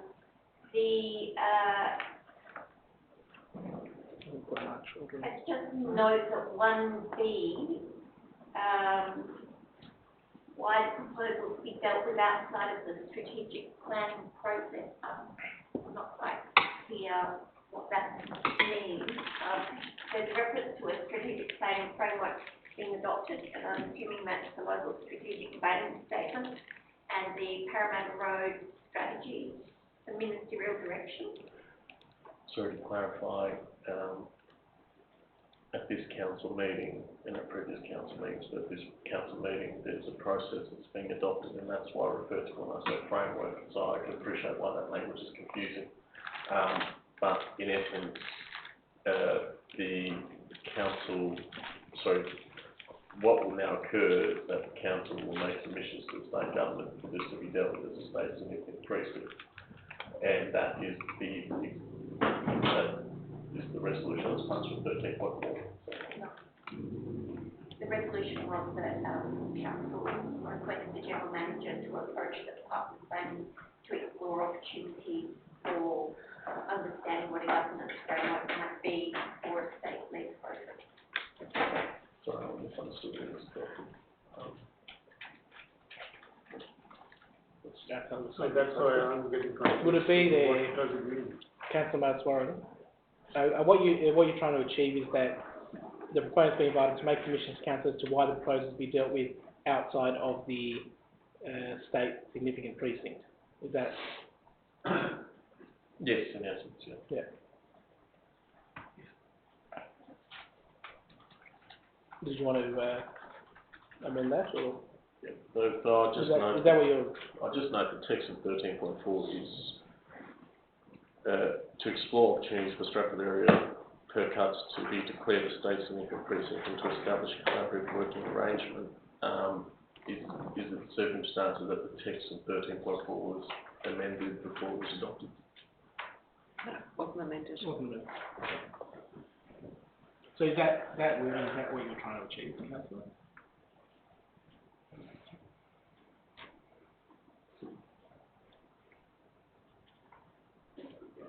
I would, starting from the base, I'll rephrase that as noting Stratford Council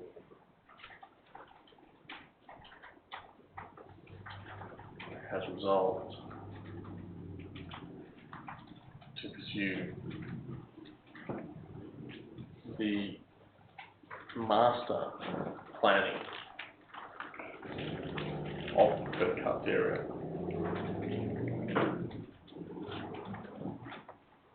And then move all the words after that before it's on the column. Thank you.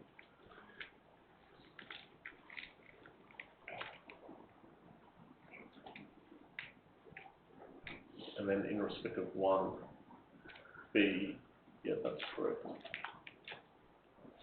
But I would simply add that outside of the state significant precinct process, so the process.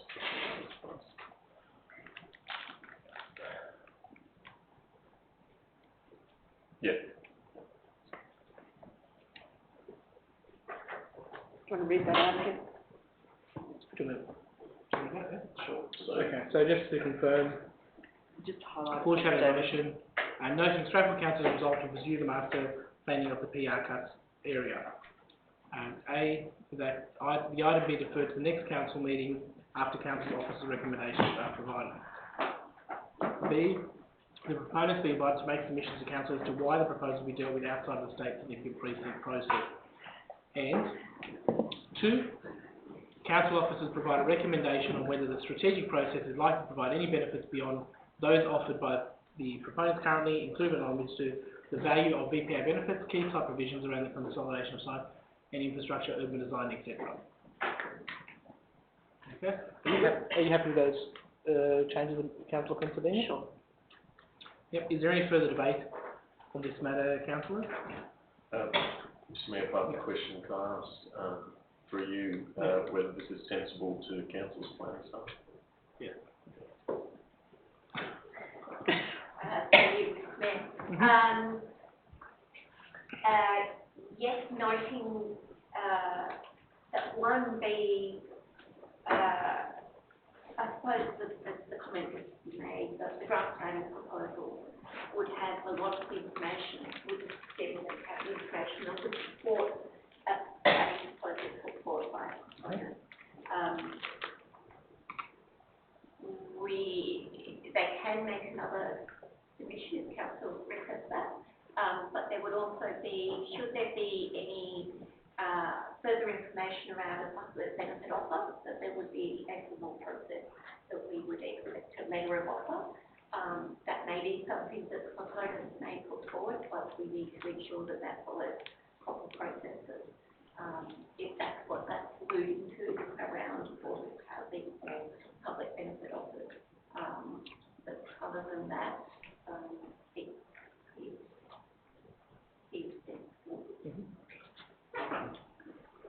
It's a good threshold.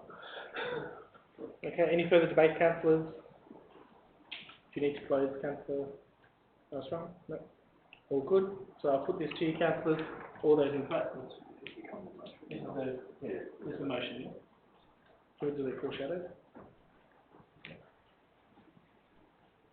Okay, all those in favour, councillors? Councillor Maswaran, Councillor Reddy, Councillor Blackmore, Councillor Spini, Councillor Chai. Against? Councillor Data. Declare it carried. Okay, now, councillors. We've got to get through three more. One second. Just, earlier on, to note in the point 5 declaration of pecuniary interest, I actually made a mistake. I got the address wrong for the property, and my declaration is actually for PE4. It's a non-significant, non-pecuniary interest. I have met with the proponent of this proposal, and just for a matter of aesthetics, basically, just covering yourself. Yep, I will be vacating, and I'll hand over to the Deputy Mayor to chair this item.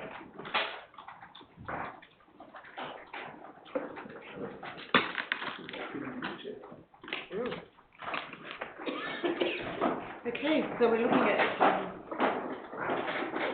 planning proposal PE4.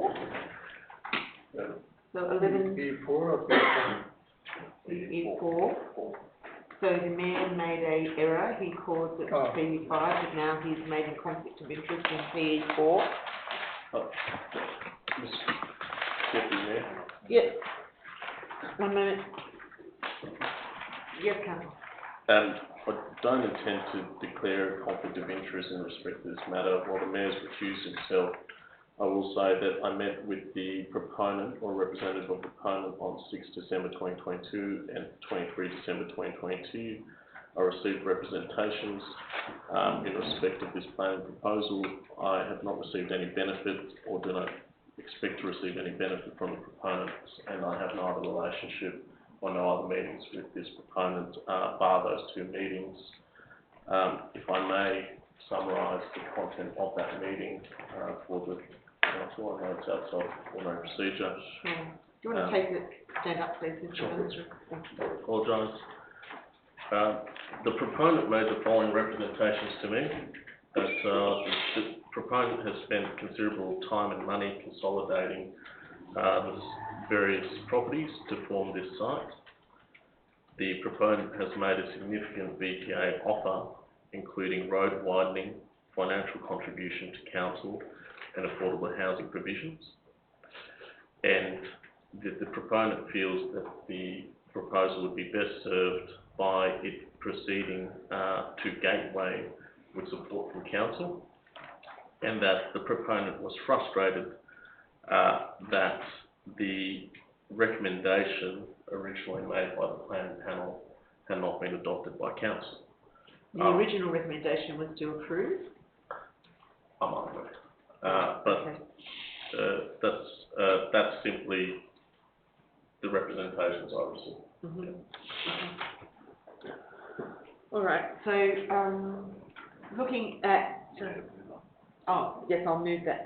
We need a mover and a seconder to this. So I'm going to move PE4. Councillor Dada? Yeah, I would like to, Oh, hang on, are you moving? And moving the motion? I am proposing an alternate motion. Yeah, we've got to get a mover and a seconder. Can move the amendment? Yeah. Right. Right. Okay, yes, move it. Mr. Chair, No, just Deputy Chair. Deputy Chair, it looks all I, Chair.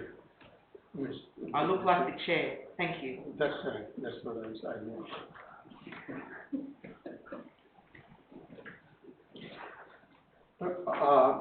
And councillor, I move that the council note that the proponent of the planning proposal at 1116 Loftus Crescent, 2 Savoy Lane, 5 and 9 to 11 Knight Street, and 88 to 90. We're noting it. They're They're trying to catch it. trying to keep up with you. Oh, sorry, I can give the writing later, okay. I'll be more slow. That council note that the proponent, Yeah, you've got that. Up to Homebush. proponent of the planning proposal, planning proposal at 11 to 16 Loftus Crescent, 2 Savoy Lane, 5 and 9 to 11 Knight Street, and 88 to 92A Parramatta Road, Homebush, has lost a rezoning review with the New South Wales Department of Planning and Environment, and that council doesn't need to make a decision in relation to a gateway determination. Thank you. So I need a seconder for that motion? Yep. Yeah. A seconder for that motion? You can second it, you don't have to vote for it. Yeah. Councillor Reddy, the seconder. Any debate, councillor? I had a question through the chair. Could we just confirm that Right. Sorry. Thank you. So you need to talk on this motion and why you put it up. Thanks, councillor Data. Well, Chair, that this recommendation that we are proposing resolved not to support a progression of the subject of planning proposal by the New South Wales Department of Planning, etc., etc. Because the council, as I already mentioned, because the council doesn't need to make a decision in relation to a gateway determination. So I would say that it be withdrawn from the meeting now until such time when a decision has been made. Do you want to include that in your motion? No, I just mentioned what is in the motion. So my comment is that the council doesn't need to make a decision in relation to the gateway determination now, so we can withdraw it for now from the debate here and defer it until a future appropriate time. Okay, thank you. Any debate on that motion? question for you, Deputy Mayor. Deputy Mayor? Could council staff confirm that the Department of Planning has designated, or the Secretary General of the Department has designated someone other than Stratford Council as the plan making authority in respect to this bill? Through the chair, thank you. It's been reviewed. We're not at that stage yet. So, it's just, the proponent has lodged a rezoning review in November. The Department of Planning has received that. They will, prepare an assessment report. They will send that to the regional planning panel. I believe there hasn't been a date set for that regional planning panel yet. The planning panel would then make a recommendation to the Department of Planning about whether it should proceed to gateway or not. And then the Department of Planning would come back to council and ask council. In some instances, they decide not to ask council, if they want to be the principal planning authority. And we're certainly some way away. My understanding is at least weeks, if not months, from that happening. So, it's in the hands of the Department of Planning. Already, and they are. So, any other questions, council? No questions, I'd like to foreshadow a motion. Sure. That motion would be on identical terms to the motion that was adopted on the previous item. So the foreshadow motion will be going up against the motion put by councillor Data, which is noting Strathfield Council has resolved to pursue the master planning of the Per Cuts area. The item be deferred to the next council meeting after council officers' recommendations are provided. And B, the proponents be invited to make submissions to council as to why the proposals be dealt with outside the state significant precinct process.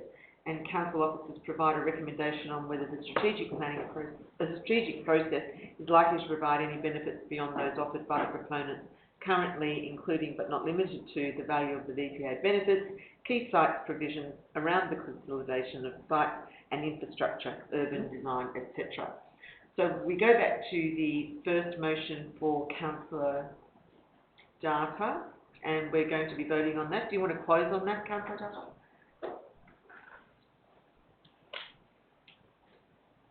No additional point, I just cannot see that why we make another decision or alternative motion when the proponents have already lost a rezoning review with the New South Wales Department of Planning and Environment. And if they wanted something different, an outcome, they would have approached already. So why the council itself would go ahead and invite, I just cannot understand that the proponents have already done on their own, taken an action. Now we here in the council, we are trying to develop an alternative motion. When we have just half an hour ago, we have developed a particular global planning process framework in place, and majority of the councillors agreed that that would deliver a better outcome for the council and its residents. I just don't understand why we are suddenly contrary to two different conclusions that have been made by the developers, proponents, and by the council itself. We are here coming up with an alternative proposal. I just do not get it. Thank you. Thank you very much. Okay, so we'll vote on that motion. Thank you, everyone. So I put it to you, the motion by councillor Data, that council note that the planning proposal proponent on 1 Loftus Street has lodged a rezoning review with the NSDDPE, and that council doesn't need to make a decision in relation to that gateway determination. So for that motion? Yep. Councillor Data, Councillor Reddy, Councillor Chine. Against the motion, Councillor Maheswaran, Councillor Penticini. So I determine the motion is carried. So the foreshadow motion is lost. Okay, so we're calling the mayor.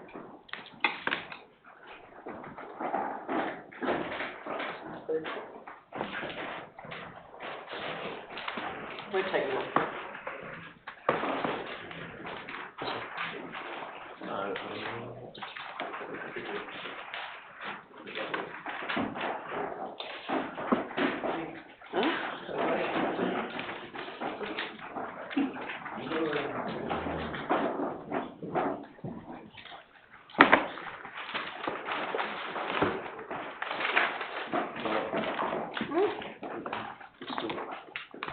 You have my support. You're going home. No, just waiting up there getting my. So,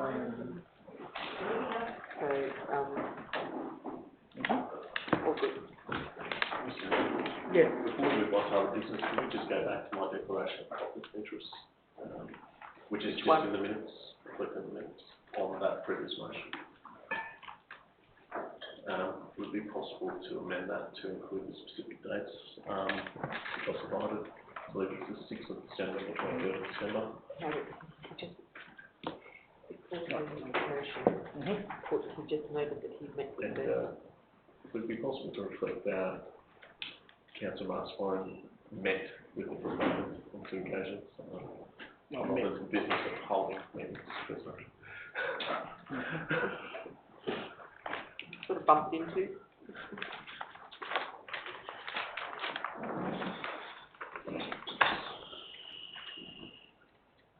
Okay. We're up to B5.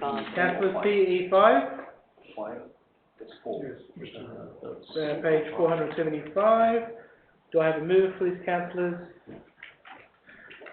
Moved by councillor Data, seconder. Councillor Chai. Okay. Yes, councillors. Mr. Mayor, I move that the council do not consider this planning proposal until a master plan has been prepared for the structural area of Fairfax. So that's the alternate motion that I'm moving.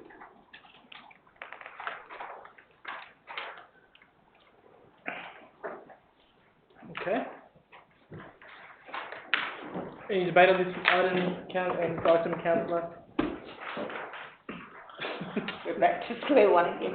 You going to foreshadow? No, I have to speak on the motion now.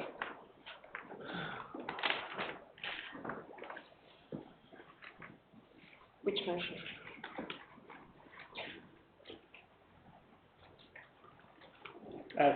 PE 5, councillors.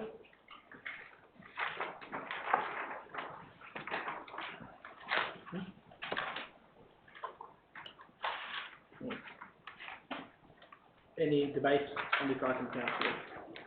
P5? Just a question, Mr. Mayor. Yes. Through you, just to thank staff, and just because there's a number of these main proposals, just summarise what the recommendation of the local planning council was in respect of this planning proposal. Do you have the,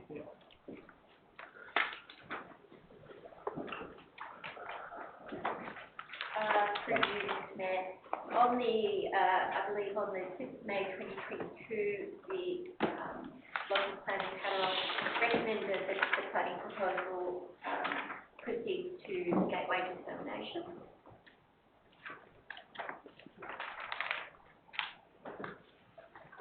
okay. Yeah. Is that? Answer your question? Yes, thank you. Yes. Okay. Is there, what is discussion?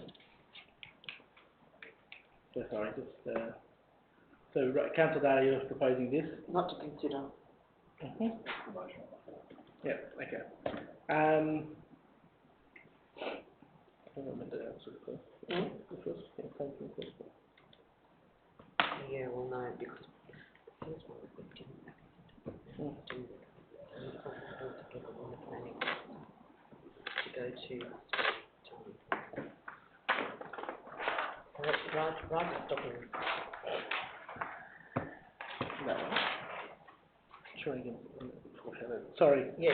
Shreenan foreshadowed that when they got up. Yeah, I don't know. This one now. Didn't get up. We're doing that now. No. Oh, no, the one that I just chaired. That's, yeah, whatever happened there. Yeah. But now we're doing this one, but Shreenan's not putting a foreshadow on this. Okay, there's no. You don't foreshadow?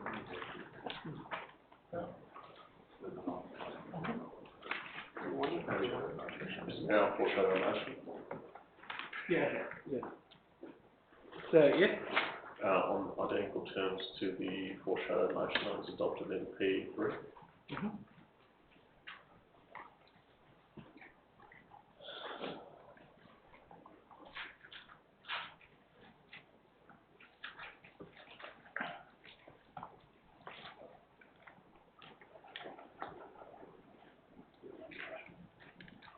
okay.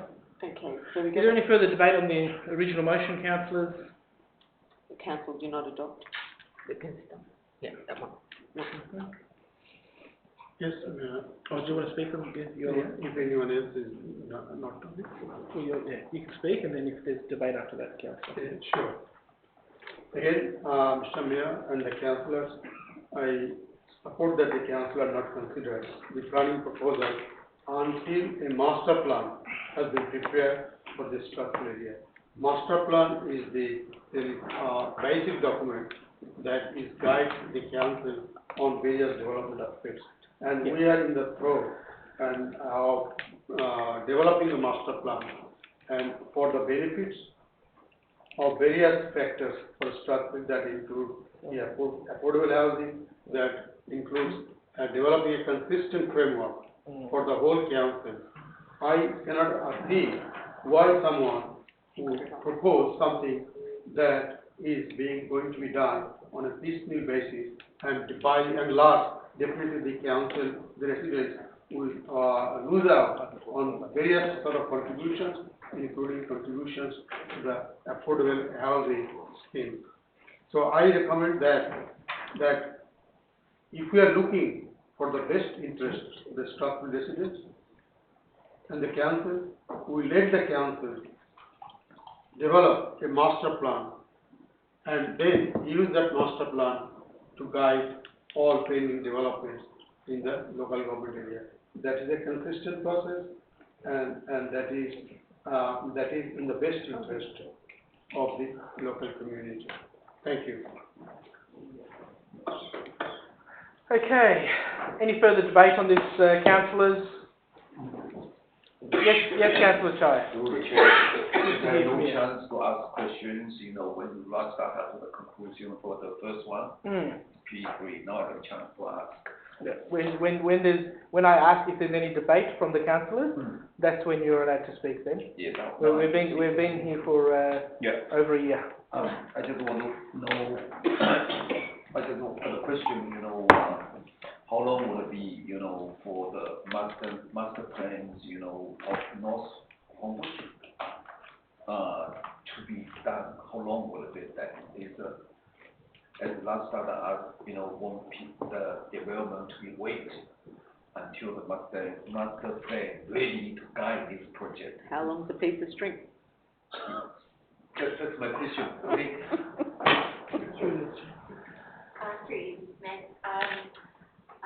I understand that the statement process would be for 2 years, and capital-led process, is given at, procurement processes and other demands on the staff side. I think it would be more in the order of 3 years, possibly a little bit more, but, that would be my best estimate. Thank you. Look, I think this is the point, and this is why I won't be supporting this motion. You know, there are people who have made significant investments in these areas, and they're going to be expected to wait another 3 years, and the area looks really, really bad. It needs, you know, some sort of movement. There are these proposals there, and the rest of the area that isn't done yet can be under the state significant process, which I supported because of the cost to council, and that was the only, that was my reason for supporting it. So I won't be supporting this council matter. Any further debate, councillors? No. No. This is on the initial motion. This is the initial. Thank you, Mr. Do you need to close councillor data, or you've the same thing again? Okay, so I'll put it to you, councillors. All those in favour? Show your hands. Councillor Data. Against? Councillor Blackmore, Councillor Reddy, Councillor Manaswaran, Councillor Kai. I declare it carried. Declare it lost, sorry. You're carrying everything. That's always carried. So the foreshadowed motion becomes the motion. Moved by Councillor Manaswaran. Seconded for the motion. Pennsylvania. Councillor Pennsylvania. Do you need to speak on this? I know it's similar to what we've... I wouldn't mind, Mr. Mayor. And this is more for the public record than anything else, because we need to map the history of how these planning proposals have ended up with the council today. And the per-cut strategy was a state government design strategy that was brought out in 2013. And what it provided us was indicative densities, heights, and FSRs within that land that we're considering today. In 2021, the per cuts implementation update provided that local authorities, that is Strathfield Council and similar authorities within the per cuts areas, should conduct their own precinct-wide traffic studies and then appropriately implement controls. Right? So what's been adopted in 13.4, and I should go back to this present term council, which is in the June of last year, this council unanimously adopted to embark on a master planning exercise that would be council driven that would essentially provide the new strategic framework for that area, and that would provide anyone investing in that area with certainty about what council was after, and it would avoid the need for spot rezoning such as these coming to council, because in essence council would be dealing with that land as if it was an LEP change. That approach is the best approach. That approach is supported by any expert that you might ask on this question that has experience in this field. Now, the only justification that's been provided to wind back the strategic planning process has been the cost to council, which after the Department of Planning has offered to co-fund that strategic process and accounting for the traffic studies that have already been spent and therefore cannot be cancelled, would be something like $800,000. So that forms part of the core business of council, that council is essentially saying, we don't want to pay for it, so we're going to send that over to the state government. And I'd just say, it reminds me of the Simpsons episode where Homer becomes the garbage commissioner and he says, can't someone else do it? So Stratford Council is still the plan making authority in respect of the previous motion, but they say, well, they've gone to the state government and asked for a planning review, so can't someone else do it? I mean, we are the plan making authority, but let's put it over to them. Now, what's incredible is that in June last year, we adopted a strategic planning process that would do exactly what Councillor Data says that we should be doing, right? And that was a motion proposed by me that called for a master planning process in this area. Now, in essence, Councillor Data has moved a motion that simply asks the state government to get involved and take over this area in effect. Take over the precinct planning in this area as a state significant precinct. So it's saying 1/6 of the council area, right, the local councillors don't want to deal with it, we're flicking it off to the state government.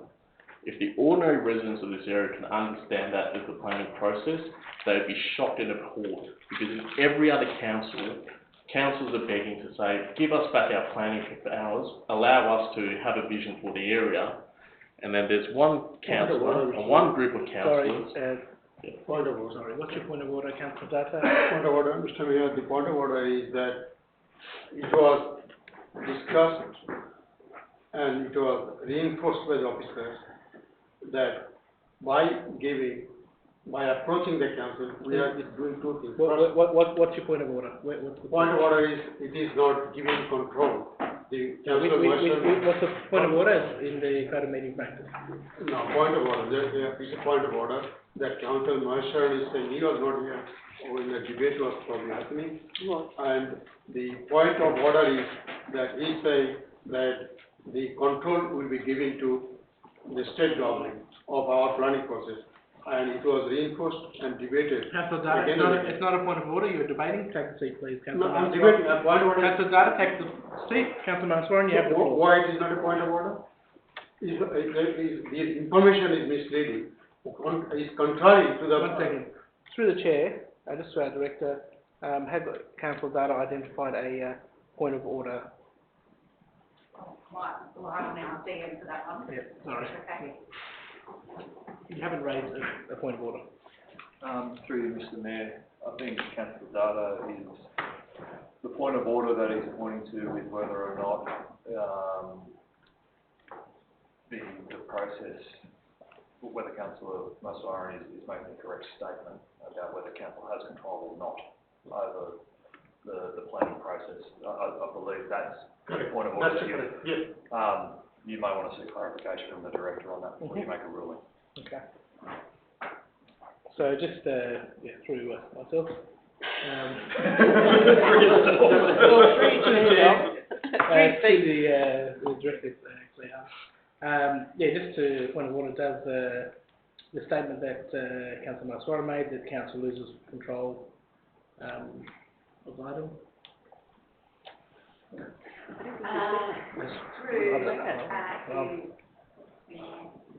In relation to all planning proposals, the Department of Planning and Ministry for Planning can decide that councillors not PCA for any planning proposals they can make that decision.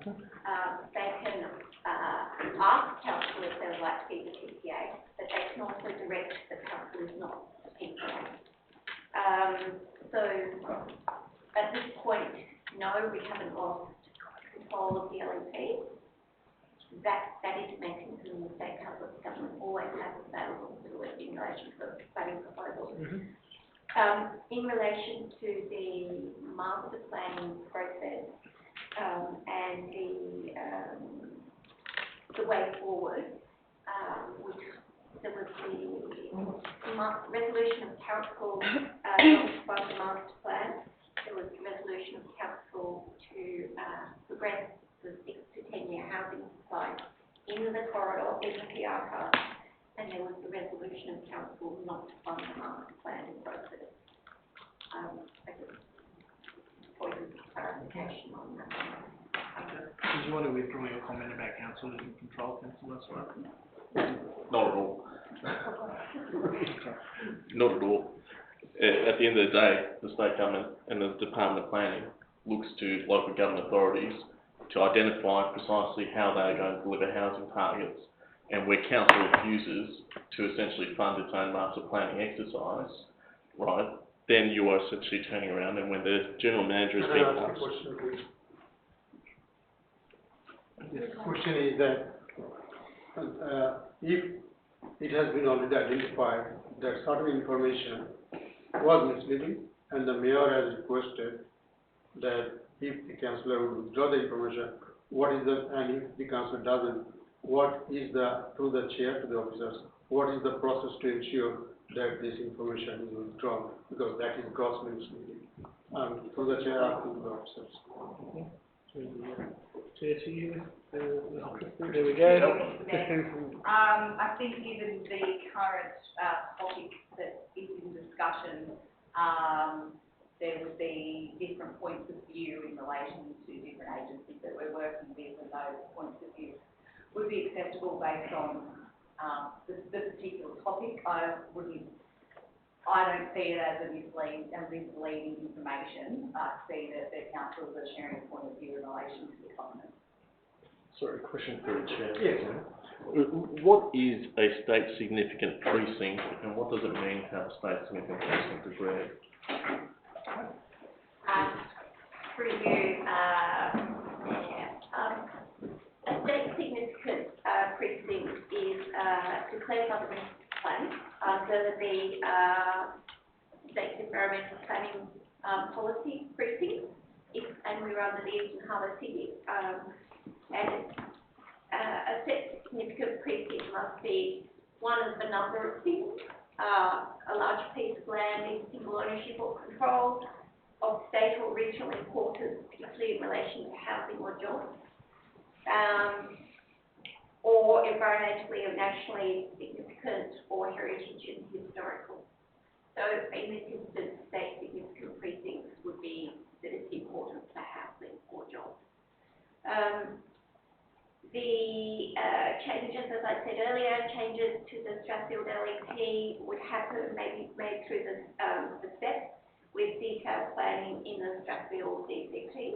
That would be how it would happen. Do you want me to go into the process? Well, I mean, we're trying to precisely identify that the amendment to the planning controls would be done through a statewide step, and rather than the local environmental plan, the Strathfield local environmental plan. And in those circumstances, the step is done by the State Minister for Planning and not by the council. Yes, and I can explain that process if you like. I think that's reasonable enough in making the point, which I think is abundantly clear. There's no 2 points about this. It's not one of those things where, you know, everyone has their own view. It's just one of those things where this is a step amendment, there's a state significant precinct, it's no longer part of our local environmental plan. Thank you, Councillor Dark. All right. No, you have the floor, Councillor Swan.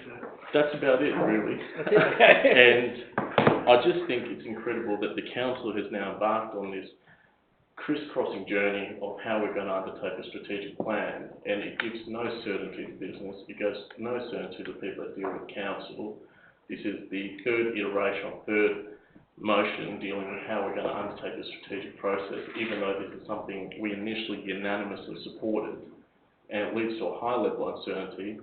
We're not allowing the master planning process proposed by Mr. Data, Councillor Data, essentially relies on the state government pricking this up as state significant precincts.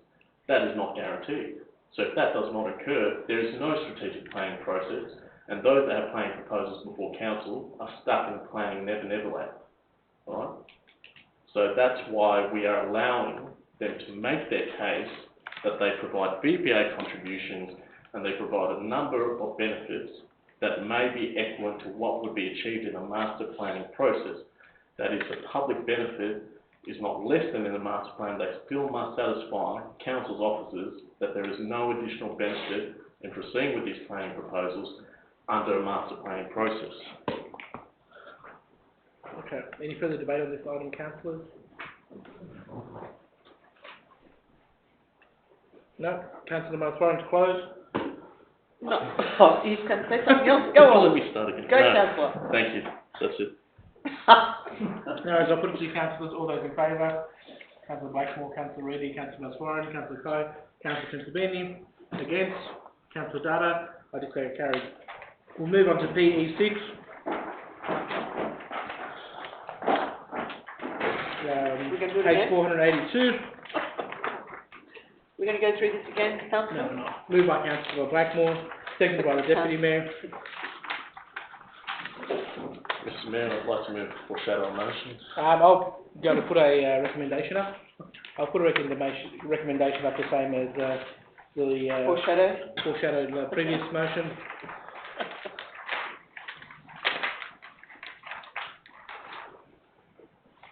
Okay, that's the motion before you, councillors. Yeah. Okay, I don't need to open any further, any debate on the motion, councillors? No. Councillor? No? Okay, no debates, we'll put it to you, councillors, all those in favour? Councillor Blackmore, Councillor Reddy, Councillor Monastery, Councillor Kai, Councillor Pennsylvania, against? Oh, sorry. Support? Support? Yes.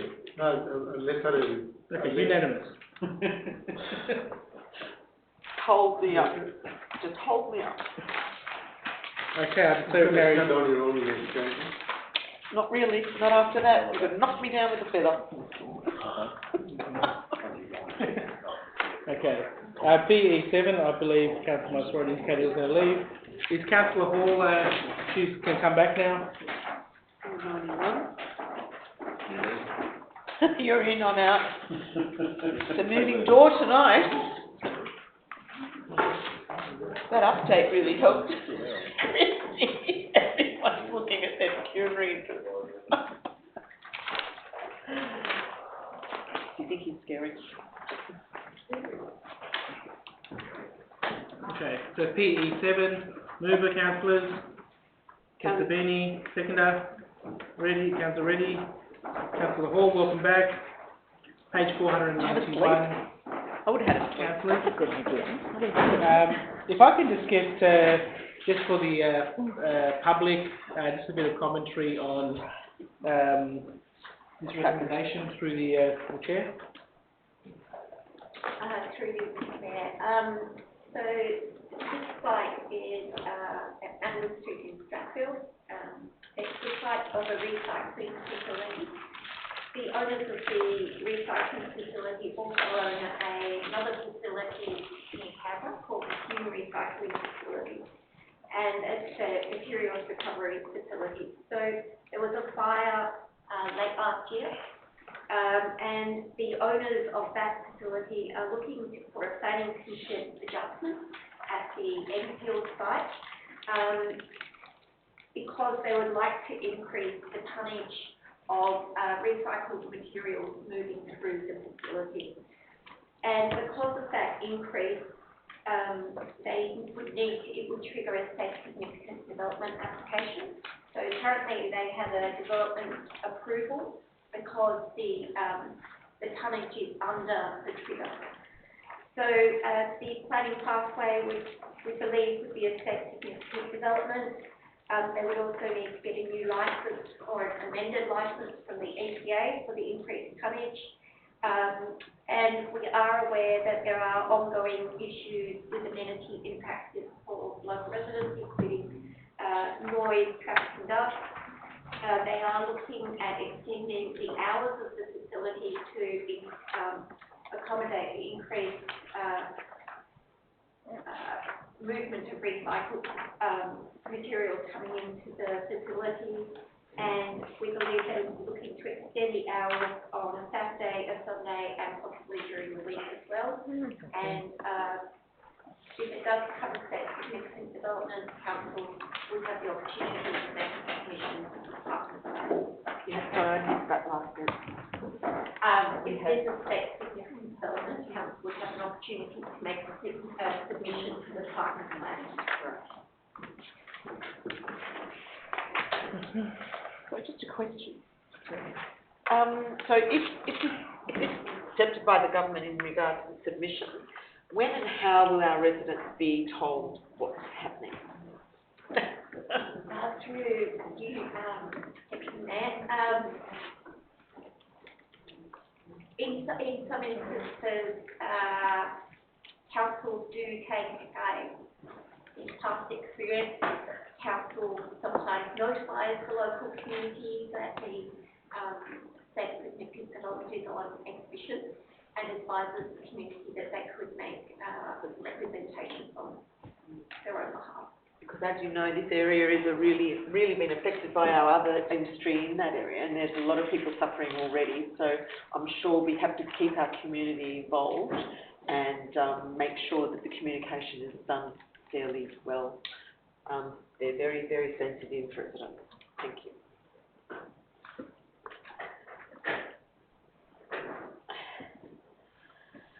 Okay. No debate? Or- No debate.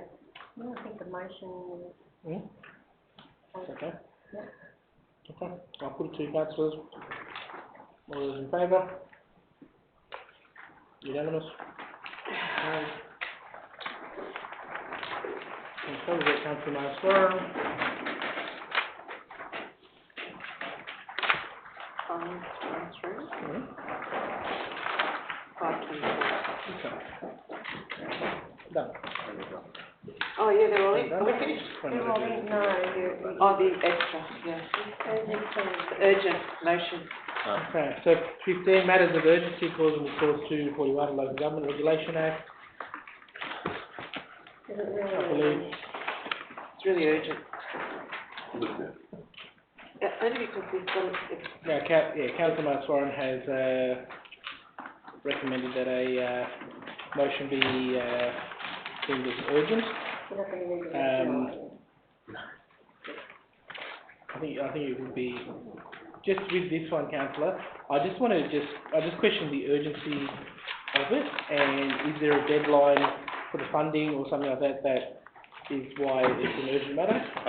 Yes, Chair, I appreciate your need for a justification on urgency. What we've been informed by our federal member of parliament is that the funding process for the urban rivers is currently ongoing. That assessment process is contemporary, and therefore we would want to, if the council wants to put this forward, we ought to do that as a matter of urgency, and just noting that everything here in terms of feasibility and things of that nature will take some time. And while we don't have a firm date, I do strongly believe that we will miss the boat if we don't deal with it at this time. Okay, and that's upon advice from the federal member, is that? Yes, that was at a meeting Federal with and state. Yeah, the federal and state members of parliament, and I think that was also reported in the Phillips River Alliance meeting. And I should disclose that I'm the deputy chair of the Phillips River Alliance, But we're a representative anyway. Yeah.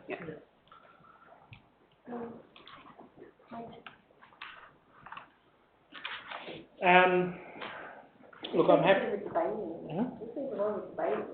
No, well, first I've got to justify whether it's an urgent motion. I believe Councillor Maswaran's what he told me about the urgency of it, based on advice from the members of parliament, and they're the ones who know what's happening with the funding. I'm happy to accept it, councillor Maheswaran. So we'll, before I put them. Is there a second? Oh, you mean, I'll second. oh, you want a second? Yeah. Is that okay? Oh, sure. Yeah, I'll second the thing. They're both, Stratford South boys, Stratford South boys, Cooks River boys, I know anything for the Cooks River. Yeah. You too? You're not Yeah, South before- Stratford unless you've gone down into the. I know, That's no, it. I wouldn't even, Yeah, unless you rode wouldn't the go bike. near. Unless you rode your bike down there, If I could just walk through the origins of this, Stratford Golf Course have commenced their own feasibility and did a presentation to the federal and state members of parliament. I understand they may have done a presentation to other councillors, and they also sent representations to the Cooks River Alliance.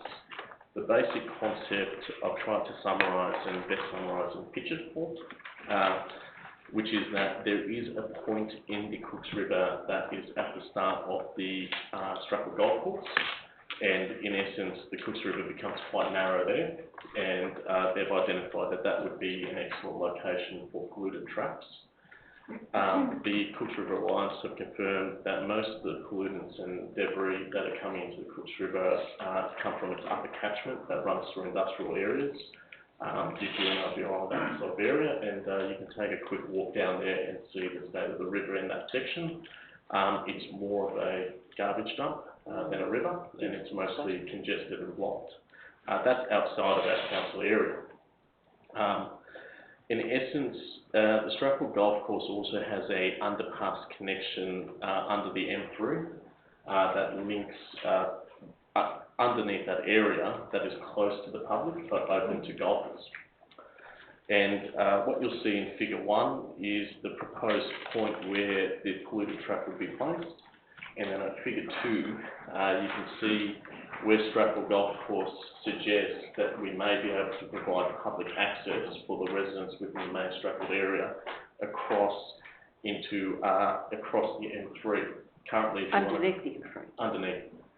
And currently, if you wish to cross the M3, you need to exit on one of the concrete barriers, walk 200 metres down the road, cross, and then cross again at a signal light and cross a 6-lane road. So I guess the figure 3 tells us why we would want residents to be crossing underneath the M3, which is the centre area is the Stratford Golf Course, but the Stratford Golf Course have identified, at least on the northern part of the land that's marked in red, is council land. That land then falls into a part that's owned by the Rookwood Cemetery Trust, and then the southern element of that is state government land. I have walked that trail at the behest of Stratford Golf Course, and I can tell you that it is actually very scenic. It's quite beautiful. You have preserved ecologically sensitive animals and plants there that have been fostered over many years. And I can just say on a personal note that once you get out into that area, it is hard to believe that you're still a metropolitan city. So what I'm proposing is appreciating that council has no capacity to fund this sort of mechanism itself, and federal funding is more often than not in grant form. That is, the federal government wants to drive by and say, look, we will allocate $63 or $50 million to this project. We don't want to hear about after it's done, and we don't want to do the legwork. We just want to announce something and fund it. The golf course has done that initial preliminary work, and now what we would put together is a feasibility study around what I'm proposing. Just to summarise, one thing I missed is that in essence we would, one, be cleaning up the river, we'd be improving the water quality down catchment, and we would be providing potentially pedestrian access to something that would be akin to 4 kilometres of open pedestrian and cycleway track that links into the core part of Stratford. Initially, we would ask that council's officers engage with the golf course, see what work that they've done, and then provide a report back to council on what it's going to cost to prepare a feasibility study to take forward. That's the motion. Okay, any debate on this item, councillors? Yes, councillor Hall. So the last statement that was made, all right, and that the commissioning public space, we're going to report the meeting, okay. Because I just wasn't sure whether the motion doesn't sort of say everything that is actually going to happen, so I'm a bit confused. If I can address that? You want to? Yep, I've presented piecemeal in the sense that Yeah. this is where we would like to end up, but in the first instance, we'd like council officers to have a sit down with the Stratford Golf Course, assess how much it's going to cost to have a feasibility study, and then come back to council and report on what that expense is going to be, which is what we would need to do in any event for a budgetary item. Okay, did you want to put that in here? I believe it is. Present a report at the next convening council workshop council meeting. That includes, and what would the report include? The commission of the feasibility study on improvement of water quality in Cooks River and the commissioning of the public open space around the Stratford Golf Course with The council cost? officers. The process? I think the report will. Yeah, that's what I'm saying. It'll All this- We have such good council officers that they can read our minds and.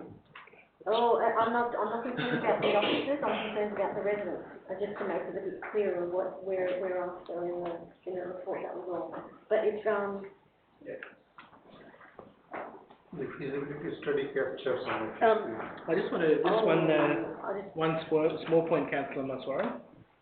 I just think you should probably change the words to, the council direct the general manager. Yeah. Instead of the council officers,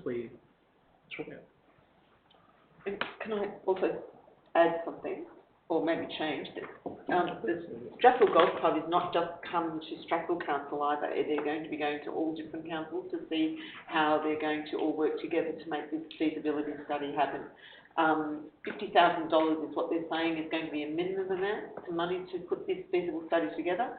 But until we have a feasible study to be presented to our federal and state members, they won't get the funding through the grant. So that's the basis of why they're trying to, they're putting money in. Stratford Golf Club is definitely putting money in, and they're just going around to different aligned councils along the Cooks River to support their feasibility study. Okay. My understanding of this though is that, we want to get the money from someone else. Oh yeah, we definitely Yes. do. Yeah, well they're also approaching It doesn't say that. corporate, they're also approaching It's still in the. yeah, Rationale, so, but but I think Stratford Council needs to be involved and to hear what Stratford Golf Club has to say, because our residents will benefit from this community area that will be built if we get the funding. It's just absolutely beautiful, and a green space where people can walk to from the end of Ada Avenue through the golf club and underneath the 6-lane highway is absolutely amazing. So it's something that we should look at. It may not happen for 10 years, but it's forward thinking and making green space available to our residents that who are calling out for it. And Stratford Golf Club takes up a lot of our green space. You've got to say that down that area. Yeah. So A lot of it is owned by the council. and a lot is owned by the They are, council, a lot is owned by the state rail, and a lot is owned by state significant areas. So we need to incorporate everyone together to make it more community minded. That's the plan. Okay. Well, I think obviously anything that improves the Cooks River or And to improve the Cooks River. Yeah. accessibility to Cooks River is a no-brainer, councillors. Yeah. Any further debate? No. No. Yes, councillor Data. Thank you, Mr. Mayor. I think it's a very worthwhile motion, so I commend Councillor Mahesh for bringing it forward. I think Cooks River definitely needs a major overall, and I think Councillor, I'd be glad to see once we all have worked together and make some changes in the way Cooks River is done. So thank you. Okay. Thanks, councillor. It's closed. Thanks, Ms. Rondo. I'll put it to you, councillors. All those in favour? Unanimous. Declare it carried. Okay. Closed session nil. So I'll declare the meeting closed at 9:24. Who would have thought? Yeah. Thank you, councillors. Take my brick home.